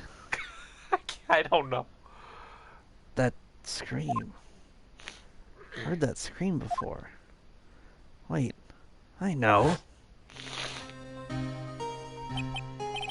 Oh, okay, no, it's the 2 adult guys and he's the small one in the corner. It's just a perspective. Oh, did you think the guy in the middle was Edgeworth? Yeah, for some reason. I know. Okay, I can see where the confusion came from then. It makes no sense in retrospect why he would be wearing like a bailiff hat. No, Edgeworth is to the right. Yeah, it makes sense now. Yeah, that makes way more sense now. Oh yeah, no, I was Yanni. Quiet! I said quiet! You're not making... Oh wait, no, that's Gregory Edgeworth. Were you Gregory Edgeworth? See the scene, 'cause we've seen okay, I'll just do the dialogue while you sing your tune.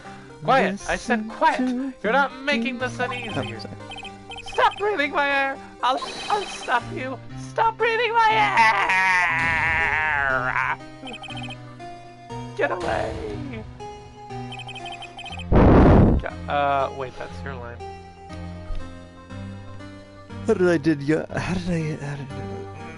get away from my father? Thank you.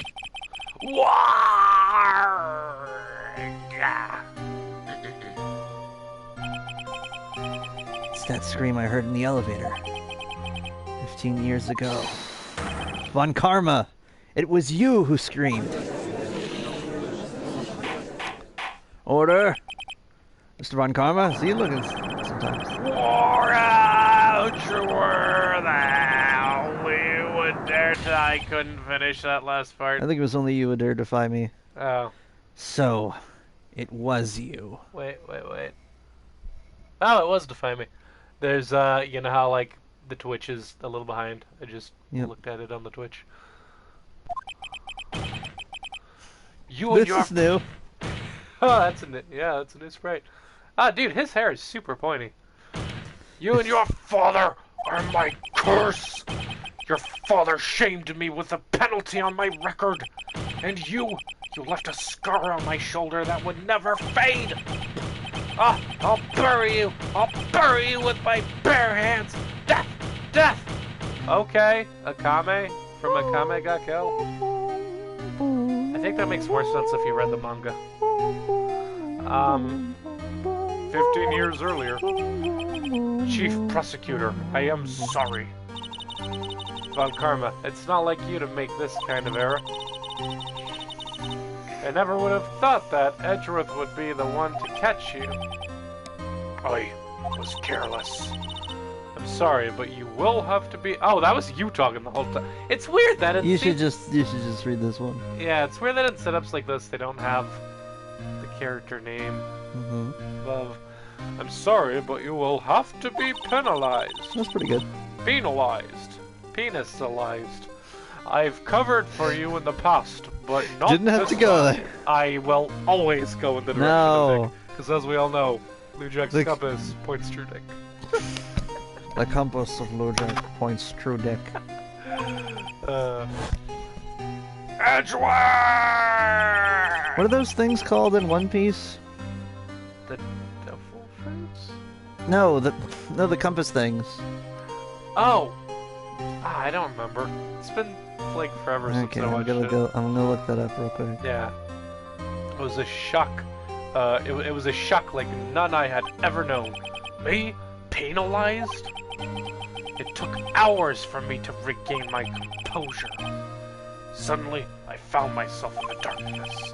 I was in the court records room. I must have wandered in there without thinking where I was going. The room was pitch black. The lights must have gone out. I went out into the hall and felt my way to the elevator. I pressed the button, but nothing happened. Then there was a noise. Oh, log pose. Love pose? Log pose. Log pose, that makes more sense. I was in pain, a horrible burning pain in my shoulder. Just then, the lights came back on. The elevator door opened before my eyes. I saw 3 people inside, all lying unconscious from oxygen deprivation. Much to my surprise, a pistol lay at my feet. I knew then it was destiny. Oh, you son of a bitch. In his last moments, Gregory Edgeworth was still unconscious. He died never knowing who had shot him. Later, he spoke through a medium blaming Mr. Yogi. Of course, it all adds together. Crime. Which also means y'all fucked over the Fae Mother really badly. Yeah, that's all. I mean, it all comes down to a ghost who couldn't have really known. Yeah. See, that's the thing, is that, like, that's the twist you gotta add when you have, like, spirit mediums. It's like, oh, why don't we just, like, ask the ghost, like, who killed them? And then it's like, oh, well, the thing is, like, I was super unconscious. Yeah, or I was Yogi. stabbed from behind or something, and so I don't know what stabbed me. Right. Who would have thought another man would have come to open that elevator door? It was me. What? What are you doing? Do your job. Bring an end to this miserable charade. Now, end it! Did you hear that?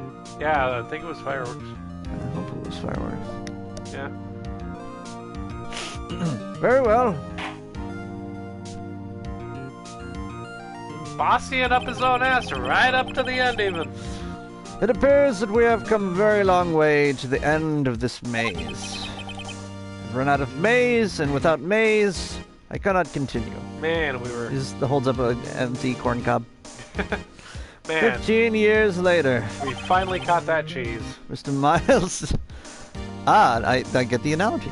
Yeah. Mr. Miles Edgeworth. Yes, Your Honor. You're innocent. You are innocent. As you said, it was all a nightmare. Yes, Your Honor. This court finds the defendant, Mr. Miles Edgeworth, not guilty. Oh, we're finally at the end, dude. Here, have some extra confetti. We had to reload that just for this scene.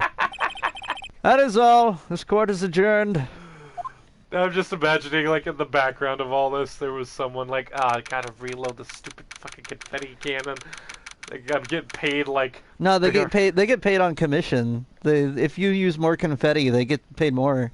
Oh, well, then they'd be super happy. That's a nicer thing to... I got my one job today. Hold on. Hey, just wondering. I know it's your time off, but I was wondering. We got another confetti thing going on, and we got more money for it. If you can do. Looks like I'll be able to afford that new PlayStation after all. I'm sorry. What does it say on your resume? Court confetier? What does that mean? It's someone who confettis the court. Yeah, I loaded up the confetti cannons and I shot them. I load the confetti nets. Confetti nets. I also do weddings and mitzvahs. December 28th, December 28, Pim, this striker Daffodon Lobby no Datu.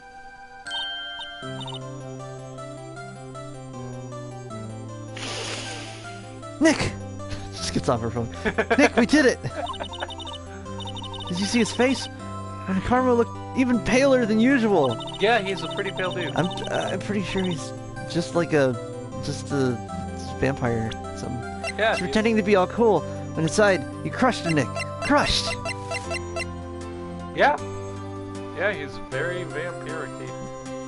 God, he's terrifying when you look at him from the front. So back to that logic. Hold on, go back to his page thing.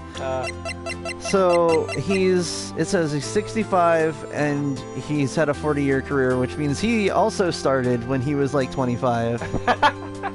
Everyone here starts at precisely 25. You're really hung up on this.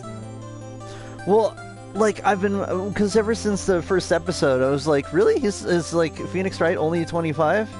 And it's like, oh yeah, well he's starting attorney, whatever. But then how old was Mia? Because she was supposed to be the senior prosecutor. I would say 40s and looking really good. Well, that's the funny thing. You think to be the senior prosecutor, she either graduated super early, or was just a few years older at least. Yeah, she could have just been a few years older. I like to imagine though that she was in her 40s and just took really good care of herself. I mean, yeah, she's got magic fae genes. She got magic. Everyone knows the faes don't age. The faes never. They're age. ageless. Yeah, I mean at least they age up until about their 20s. And then they do. Because if you were just ageless, then you would never get older, and then you would never become an adult. I think we're all on the same page that ageless includes reaching maturity and then staying there. Yeah. It's not. This isn't vampire logic. You just get stuck at whatever age. Blue Boy shows up. Or not Blue Boy. Boy Blue? Boy Blue. Maybe Pinocchio. And his dad, Giuseppe. Pinocchio's like, I'm so pissed off. She made me into a literal boy, but I never got to grow up, which means I never got to have sex. I want to have sex with someone, but no one wants to have sex with a small child.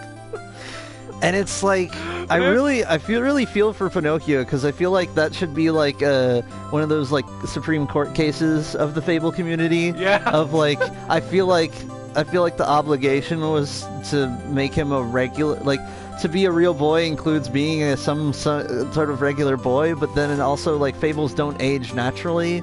If you hadn't picked up on it by now, so in Fables, Pinocchio exists, right? And he was made into a real boy. He's been through his adventure, basically. Yeah, he's been through his adventure. He's now flesh and bone, but he's still a child. He never grows up, the spell keeps him a child. Yeah, he needs a And new spell to make him, like, yeah, age. she's, like, always trying to get into ladies' pants, but they're always like, oh, you're a kid. Bruh, you are a small bean. You are a small bean, I cannot know. I mean, what would that say about any lady that was willing to hook up with them, though? I mean, it'd be kind of weird, right? It'd be pretty weird, yeah. There's really just no winning in that situation for anyone. Which is why he, like, it makes you wonder: was the Blue Fairy obligated to? Because like, if the Blue Fairy turned him into a real boy back when he was trying to be a real boy, he'd be a boy. But is she obligated to transform him later on? They don't address that, but I will tell you this. Keep reading the comic book, Blue Fairy eventually shows up. Because I would say even if she's not, though, that like I'd say that like just for like general good fableitude, I'd probably put that on the docket of like important like civil cases of just like, yeah, let's see if we can get a fund together to just get Pinocchio into Pinocchio into a bro body. Pinocchio man. Yeah, it's funny because like it looked like his dad Giuseppe. It's funny because like you always Giuseppe. You know Giuseppe, the guy who made Pinocchio. The guy who made Pinocchio. Oh, so he's like the main character. How do you not remember Giuseppe? You mean Geppetto? Who's Geppetto? I'm from the timeline where Giuseppe made Pinocchio. Oh man. Were we getting like frozen yogurt when that happened? I'm pretty sure we were I think we did. Yep, oh, yep, man, we did. I laughed so hard. Kept calling him but yeah. But yeah. Oh yeah, well, I'll read more fables. Gotta say, I'm impressed. It was pretty close though. I was sure we'd had it. You know, I mean, I know. I was on the verge of tears the whole time myself. I mean, how do attorneys argue so much without crying? But now it's all just a good memory. Hey, Edgeworth. Just ellipses. Just the sound of him breathing loudly. So it's finally over, Edgeworth. Right? Yeah? I love you. It's Patrick Star voice. Finally! Not sure how to say that. Boy, what more must you say? I know. Try, thank you. I see.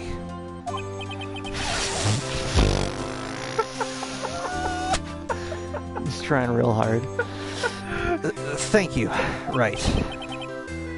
You're welcome. I think you could have done better than that. I think you could have done better than that. I mean, he at least got the words out. Sorry, I'm not good at this sort of thing.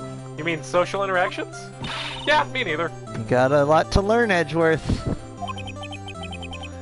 She's got you there. Whoop. Whoop! That's the sound I imagine he made. If it's Gumshoe that we're doing here, then you gotta be like really over the top with it. Yeah, no, I imagine he just popped through the door and he's like, amazing, pal! You pulled through it just like I thought you would, probably. I'll never forget this. I owe you one, pal. And tonight, it's party. Dinner's on me. I forgot to make waffles. Who wants pancakes? Opens it up, it's just a plate with butter on it. I forgot to make pancakes. I just love the completeness of the gag that it's got the butter on the plate. Yeah, and like the syrup. He garnished. It's like just butter. He garnished and syruped the plate. One waffle. I forget to make waffle. Yeah, my salary went down a bit this month. But who cares? Well, use that big Edgeworth money. Oh yeah. See, Mr. Edgeworth? Should take a lesson from Detective Gumshoe. Just not like occupation or financially speaking. Yeah, right. That's how you say thank you. I see. Oh wait, is he about to go crazy? Whoop. There it is. I feel foolish. Don't worry. Take it a little at a time. You'll get used to it. Edgeworth. It's been 15 years since I've seen Edgeworth this unguarded. Hey, y'all! Oh god, she's back! I imagine that she actually popped down from the rafters. Oh yeah, probably. I was up in the belfry. I was trying to look for Mothman. Oh, Lotta! Lotta! Y'all were great in there. Thank you. I was up in the peanut gallery. I was with the Clone Saga. I was hiding by the clowns. Yo, Edgeworth, congrats. Thank you all very much. I knew you were innocent from the start, of course. Sure. Just look at you. You wouldn't stick your hand in the cookie jar if no one was, even if no one was there. You were the witness on the first day of the trial, weren't you? Yeah, well, let bygones be bygones, eh? Speaking of which, what are you doing now, Lotta? Looking for Mothman. No, me? I went back to college. Gave up on trying to get investigative photographer pretty quick. Investigative photography. So what are you studying now? Photojournalism. No, Really? I'm just doing it legit. Yeah, now I'm doing it legally.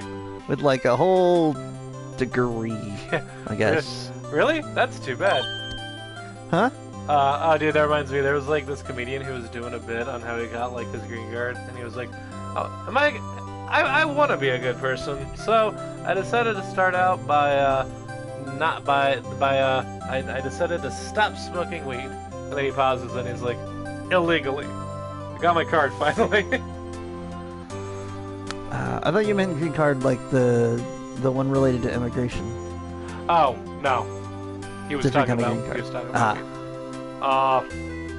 But yeah, that's also a thing. Yeah, that's also a thing. Huh? Question mark? Isn't that the hot dog guy from the park? Larry's here! Huh? Everybody's here. Oh man, Larry's like my favorite It's character. over, Nick. My life is.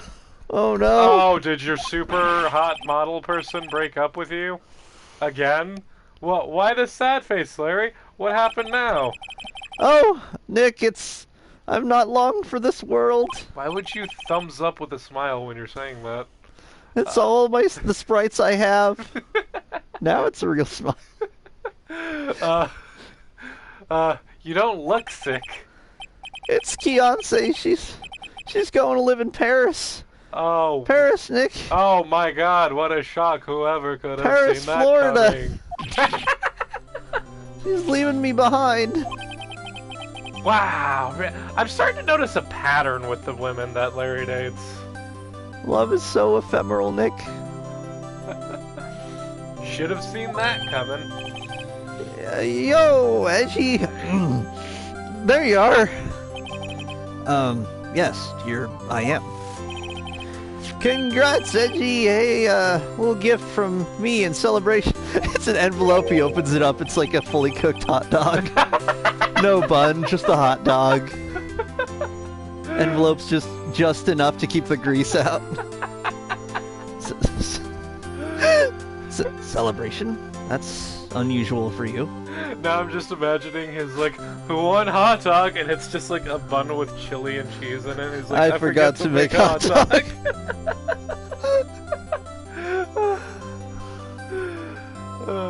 Did you I read the line. Oh, okay. Harry Butts. You come along tonight too. You come along tonight too. My treat, pal. You know, in retrospect, it's good that his parents didn't name him Harry. Yeah, I just realized. Oh yeah, it's Larry. Harry Butts. I was like, Harry Butts. That sounds like his name. No, wait. Huh? Thanks. Looking forward to it. Yo, Nick. That's the suit that questioned me. When he says treat, that's not like police talk for prison food, right? Right? I think you'll be fine, Larry. Right? Yeah? What's up? The envelope that Larry gave me, it's got a greasy hot dog in it. It's got... What is it? What are you... Well, Edgy, I don't know what to tell you. Well, I'm not touching it. Well, yeah, that's not that strange. People give money away to celebrate sometimes. It's $38, right? Oh! Huh. What a weird amount. I mean, it's not a little. It's not a lot either. $38 exactly? Nick, wasn't that exactly the amount of lunch money that was stolen from Mr. Edgeworth in school? $38? No. No! Larry, it was you? What are you surprised about, surprised about, right? Huh? Larry was absent that day from school, right? So it doesn't automatically rule him out as a suspect. What? Think back to that day. Oh, we got an extra trial. This is like 5th act right here. This is a Secret bonus content. This is a 5-act game. Oh no. This is. This is a good way to wrap it up, though. I do like it. This is like the ending, dude. Yeah, I'm glad this isn't a trial. Yeah. I would be throwing my controller. Yeah. But not literally. Don't do that. Think back to that day, 15 years ago. Larry took the day off, but he was bored, so he came into school anyway. And he saw the money lying there, and the rest is history. I was never good in history. Edgeworth, you didn't know, did you? I like how he changes the size of his jacket. Yeah. I suspected. I just couldn't picture Larry protecting you like he did that day. Everyone else was saying you did it. The whole class was against you, remember? Yeah, too well. Right? You may not know this, but we used to have a saying back in school. When something smells, it's usually the butt. Yeah. I know, I know. Everyone knows that. Everyone knows that. Really, right. I'm surprised you didn't figure it out. I like to think he said that sarcastically. You may not know this. You may not know this. Oh, wow. Thanks for this sarcasm award. Well, this sure is an unexpected turn of events, eh? Edgeworth. Hmm? You should have told me! Now, Nick. It was 15 years ago. Did you think statute of limitations has run out, Mr. Edgeworth? I'd say so, yes. There you have it. Aw, man. Grrr. Where does that leave me? I became a defense attorney because of what you two did! Well, no one made you do. Well, you've always been something of an insufferable emotionalist. What does that even mean? Yeah, and you get worked up too easily, too. The death sentence for both of you!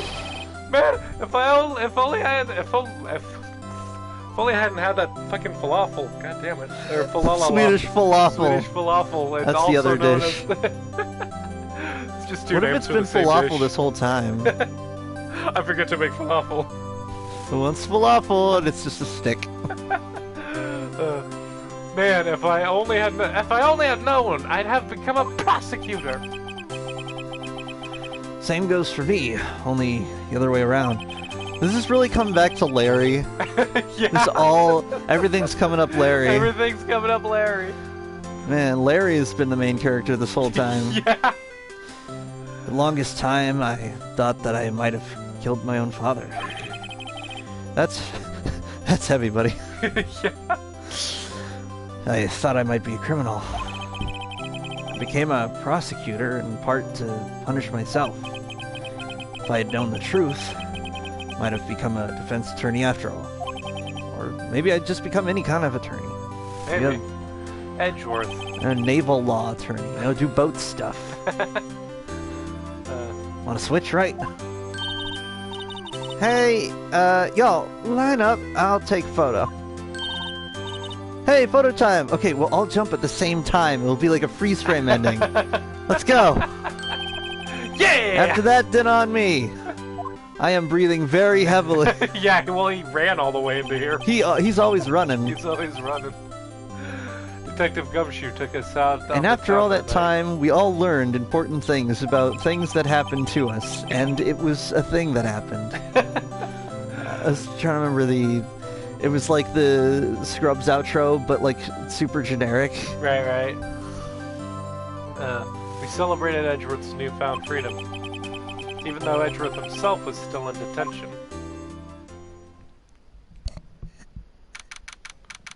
Decoberto 952 and Wright and law offices. Whoa, I went a little overboard yesterday. My head hurts. Huh? I'm just imagining you just, like, Phoenix getting, like, actually, like, drunk, and then just... and then just Maya's just like... Phoenix, we gotta go home. I'll call you a cab. I need your phone, though. I don't have a phone. I'm a monk. Monks don't have phones. That's not a monk thing. That'll never be a monk thing. Never be a monk thing. Huh? It's still only 5. Maybe I should go back to sleep. What's this? A letter? Well, it's just a fully cooked hot dog. Good morning, Nick. You were really impressive yesterday. Seeing you, it made me think about what I'm doing here. I'm a spirit medium in training, of course. I wanted to help Mr. Edgeworth too. I wanted to help you. But I couldn't. I was useless. So, I've decided to go back to my training. I'll become a full-fledged spirit medium, for starters. And then I'll get a bunch of starters. I couldn't say it to your face, so I left this letter. Because also I can't text, because I don't have a phone, because I'm a monk. Goodbye, Nick. Goodbye? What time is it? It's like 5 in the morning. Gah! The first trains are the first trains for the mountains have already left to the station. I don't know why my voice got all weird there towards the end.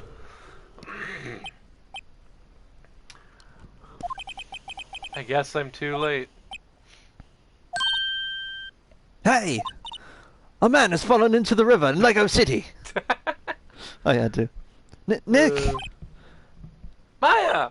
Oh, you think I would take the first train out of here? God, get rid Probably. of your damn mind. But... So... sad monk noises. Sad monk noises. Yeah... it's hard being a spirit medium who can't talk to spirits. And... I think you'll do fine without me, Nick. Be good, okay? Mia.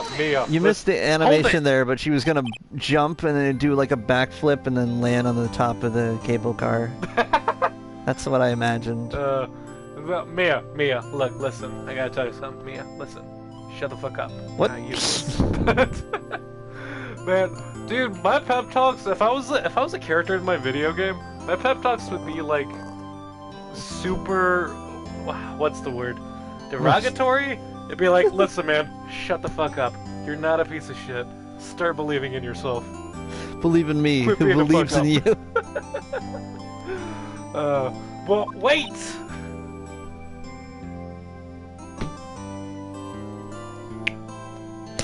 What? What? I never could have saved Edgeworth without your help. Huh? On the last day of the trial, I heard her. I heard Mia's voice. You heard my sister? Yes, only her voice, but still. It was that. Well, yeah, I imagine. I was the working voice on my is the thing ventriloquism skills. that- Yeah, like I imagine the voice is what you would hear. You just hear her breathing weirdly. It's like I'm a ghost. Why am I even breathing? Man, it must. Do you think? I'm just imagining like one of those like Ghost Whisperer style shows, Except someone learns that there's like an invisible ghost because it like makes a weird sniff sound. You know, it's just... And they're like... Was that... And they're like, ah, you heard me. How long have you been here? I don't know. I don't really have a sense of time, but I don't know, since you moved in, I guess. I just kind of stand here. It's not really a lot for me to do. Every day, I just wait here to the morning, and then I sniff the coffee, and then I leave.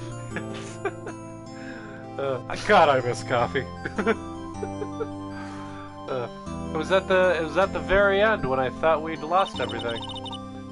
Well, that's my sister for you. Mia Deus Ex Machina Faye. If only we could use some kind of Deus Ex Machina! Guys, in here! Sorry we didn't get that Deus Ex Machina, but we did get this random guy saving us from trouble. It's a Harley Quinn reference. Oh, it was great. Early 2000s Frankie Muniz. That was great. That's good stuff. Detective Gumshoe helped, Mr. Grossberg, and even Larry. Even Larry! Even Larry! I'm the only one who couldn't help. I'm useless, Nick. But you were the one who stopped Von Karma, Maya. Huh? I didn't do anything! My work here is done. All I did was wander around in a daze. Sorry, but I have evidence that you helped. Evidence? Show Maya some evidence to cheer her up. I can go back to the thing if that helps. The DL6 file, you wrestled that from Von Karma. There's a picture of a guy shooting another guy. Here's your mom. I got a parent. DL6 bullet. That's kind of what I figured. Boom. Take that! What if you pick the wrong thing here? It's just like, that doesn't That's make any a sense. picture of a macaw? No, some kind of parrot? That's a picture of my mom. That's a picture of Edgeworth's dead dad. That's just your attorney's badge. Why do you keep showing that to everyone? That's a Photoshop picture of you shaking hands with Ariana Grande.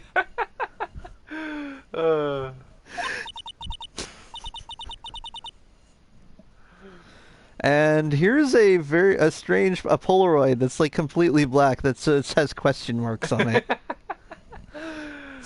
Sorry, Nick. I guess I don't understand. Uh-oh. Now that I think about it, I don't understand this evidence either. It's okay. You don't have to... Wait. Wait, what? But that was the... But I did the thing. Well... One day, I'll come back and be useful. I promise. You know what? Whatever. So, this is it. See you soon, Maya. Hey, she got to do an odd thing. Yeah. Oh, don't cry now. You're gonna make me cry. If you cry, I'm gonna cry. I don't want to cry. Thanks. Wow, I just realized we hardly ever see the sky. Huh. Oh, look, the sky exists. And so my story ends. Time to turn a new page. Just a big green hand tears up the screen. Yeah, like that'll like ever happen. That's ever gonna happen. Somebody wants to tell me. Oh man, and say goodbye to the novice defense attorney that I once was. It is time to say goodbye to the things that we love and the innocence of youth. Of youth. That's what it was. Fuck. I'm struggling to remember the lyrics there. That was my jam, man. This will be the day we've waited for. This will be the day we open up the door. When the forbidden door is opened. I I don't know how that goes. I was just making sure. Oh, new story begins. In the sequel, and it's just got a link that you can click. With the same old crazy cast of characters. Yeah, you do know some characters. Yeah. Ha! Don't think you've graduated yet, amateur. Mr. Wright, perhaps you'd like to rethink that claim? Yes, Your Honor. Uh-oh. I got a bad feeling about this. Objection! Wait. Oh, there's some epilogue shots. Concept, script, direction, shoot to me. shoot Takumi. Please don't shoot Takumi. Please don't shoot Takumi. Hey, pal. Miss Edgeworth came down to the precinct to wish me a happy new year. Something. Quite a surprise. Whoop! Detective Gumshoe. And he hung his head low and went back outside. Kind of like he was embarrassed or something. Strange, huh? Oh, I love the new Edgeworth. Graphics by Kumiko Suikane. I hope I pronounced that right. Kumiko Something like that. Suikane. Huh? Nick? Nah, haven't seen him lately. Oh, me? I've been working at a cheese shop. Missy's a nice lady, but she's not exactly what you call it cheap. Oh no! Oh no, damn He's it! in Hawaii right now, yeah. Larry's gotta have his own character arc in the next game where he Graphics starts to by realize Tatsuro Iwamoto. that, like, the women that seem to come to him are just using him, and then they leave him. Oh, hey, I remember this guy vaguely. Yeah. He's been busy. I forgot what voice I gave him. Not to ring my own bell, but I'm sure he's grateful. Whatever.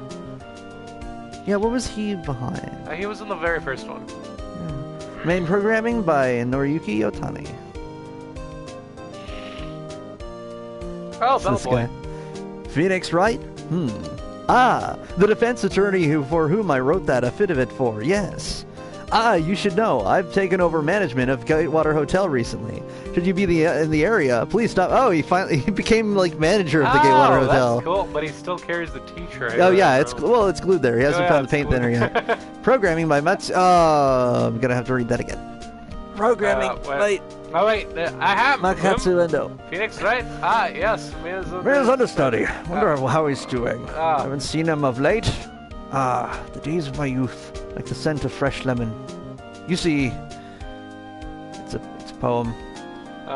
Maybe I'll get a new painting. Music by Masakazu Sugimori. He gets a new painting, and it's just Desire by Yusuke. Phoenix, right? Is he an actor? Well, oh wait, this was your character. Oh, I'm not buying it. Even if you have to start with Phoenix and a box of things, and I'll just DVD, bring everything. Anyhow. Oh my gosh. You know, even I can't read that fast. Sound effects by Atsushi Mori. When I rewatch this, I'm going to You like can pause it so you can see dialogue. Oh, this guy. Yeah. He's like one of my favorite characters. No, you're not gonna. Okay. Oh, I sure owe that Mr. Right. Oh, and I'm keeping my face out of the public eye until he shows over. Oh, Kids dreams, excuse me. That was a new sprite for him. I don't think we saw him happy like that. Publicity by Hiroshi Nakaya and Ayumi Terada. Oh, it's this Banner. girl. I got a letter the other day. It sounds like she caught a cold standing under a waterfall. I wanted to visit, but didn't have time, so I sent her a pink princess trading cards. She says she can't buy them where he is. What kind of place is she living at anyway? Oh, you have no idea. She's like a monk, so... The Manual by Yumiko Uchida. It's this guy. Oh, this kid. You did his Right, voice. who's that? Who you want to talk? Let's talk Pink Princess, alright? But, you know, I snuck into the studio the other day. And I saw her, the one inside the Pink Princess suit. Ugh, what a dog. It was kind of a shock for a boy of my tender age. Wow. Rude. Wow. Producer by Atsushi Iname. Where are you, Atsushi? Why are you buying clothes at the Atsushi style? Find me on Twitter at Sushi. Huh? Me? I'm in training to become a paranormal photographer. Boy, you know that picture I took of everyone? Well, just behind them there's a ghost. For real. Now that's talent. I'm gonna go get all Fatal Frame up in here. I'm gonna be famous. Lana, you're working my last nerve. Executive producer Shinji Mikami.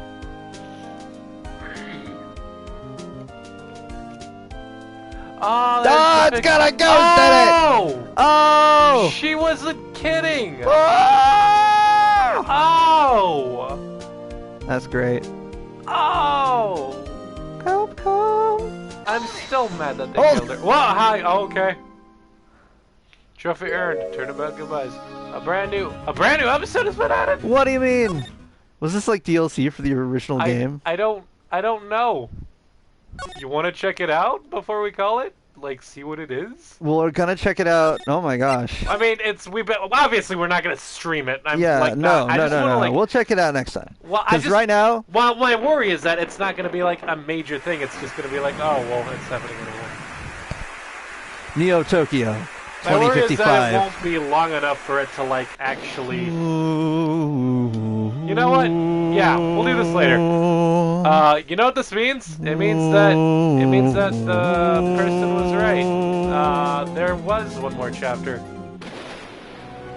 We'll watch this thing and then we'll put it away.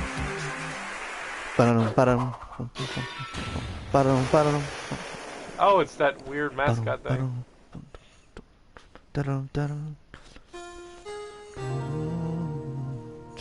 Mia Fey? That kind of looked like her silhouette a little bit.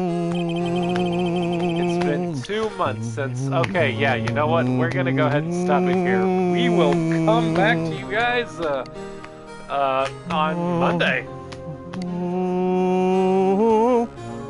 Was that our outro music? I was trying to do Batman the Animated Series. Oh. Yeah. Dude, new episode! Oh! I think it might be a DLC thing. Yeah! So... What is this? What was it called, by the way? Is this the one where you gotta do the dolphin thing? I don't know what the dolphin thing is, but if there's a dolphin thing, I should be playing. Yeah, I mean, we can do that. Thank you so much for joining us and watching and enjoying our strange humors. Oh, man. I hope all of your humors are balanced this evening. And yeah, I've been Taylor. In case you forgot, I'm Taylor. I'm Lou Jack. That's Lou Jack with a C. Yep. And we've been Peopleorians. So everyone at home, remember to take care. Stay awesome. Have a beautiful day. And we'll see you next time. Bye. Wait, that's not. That's not the right button. Bye.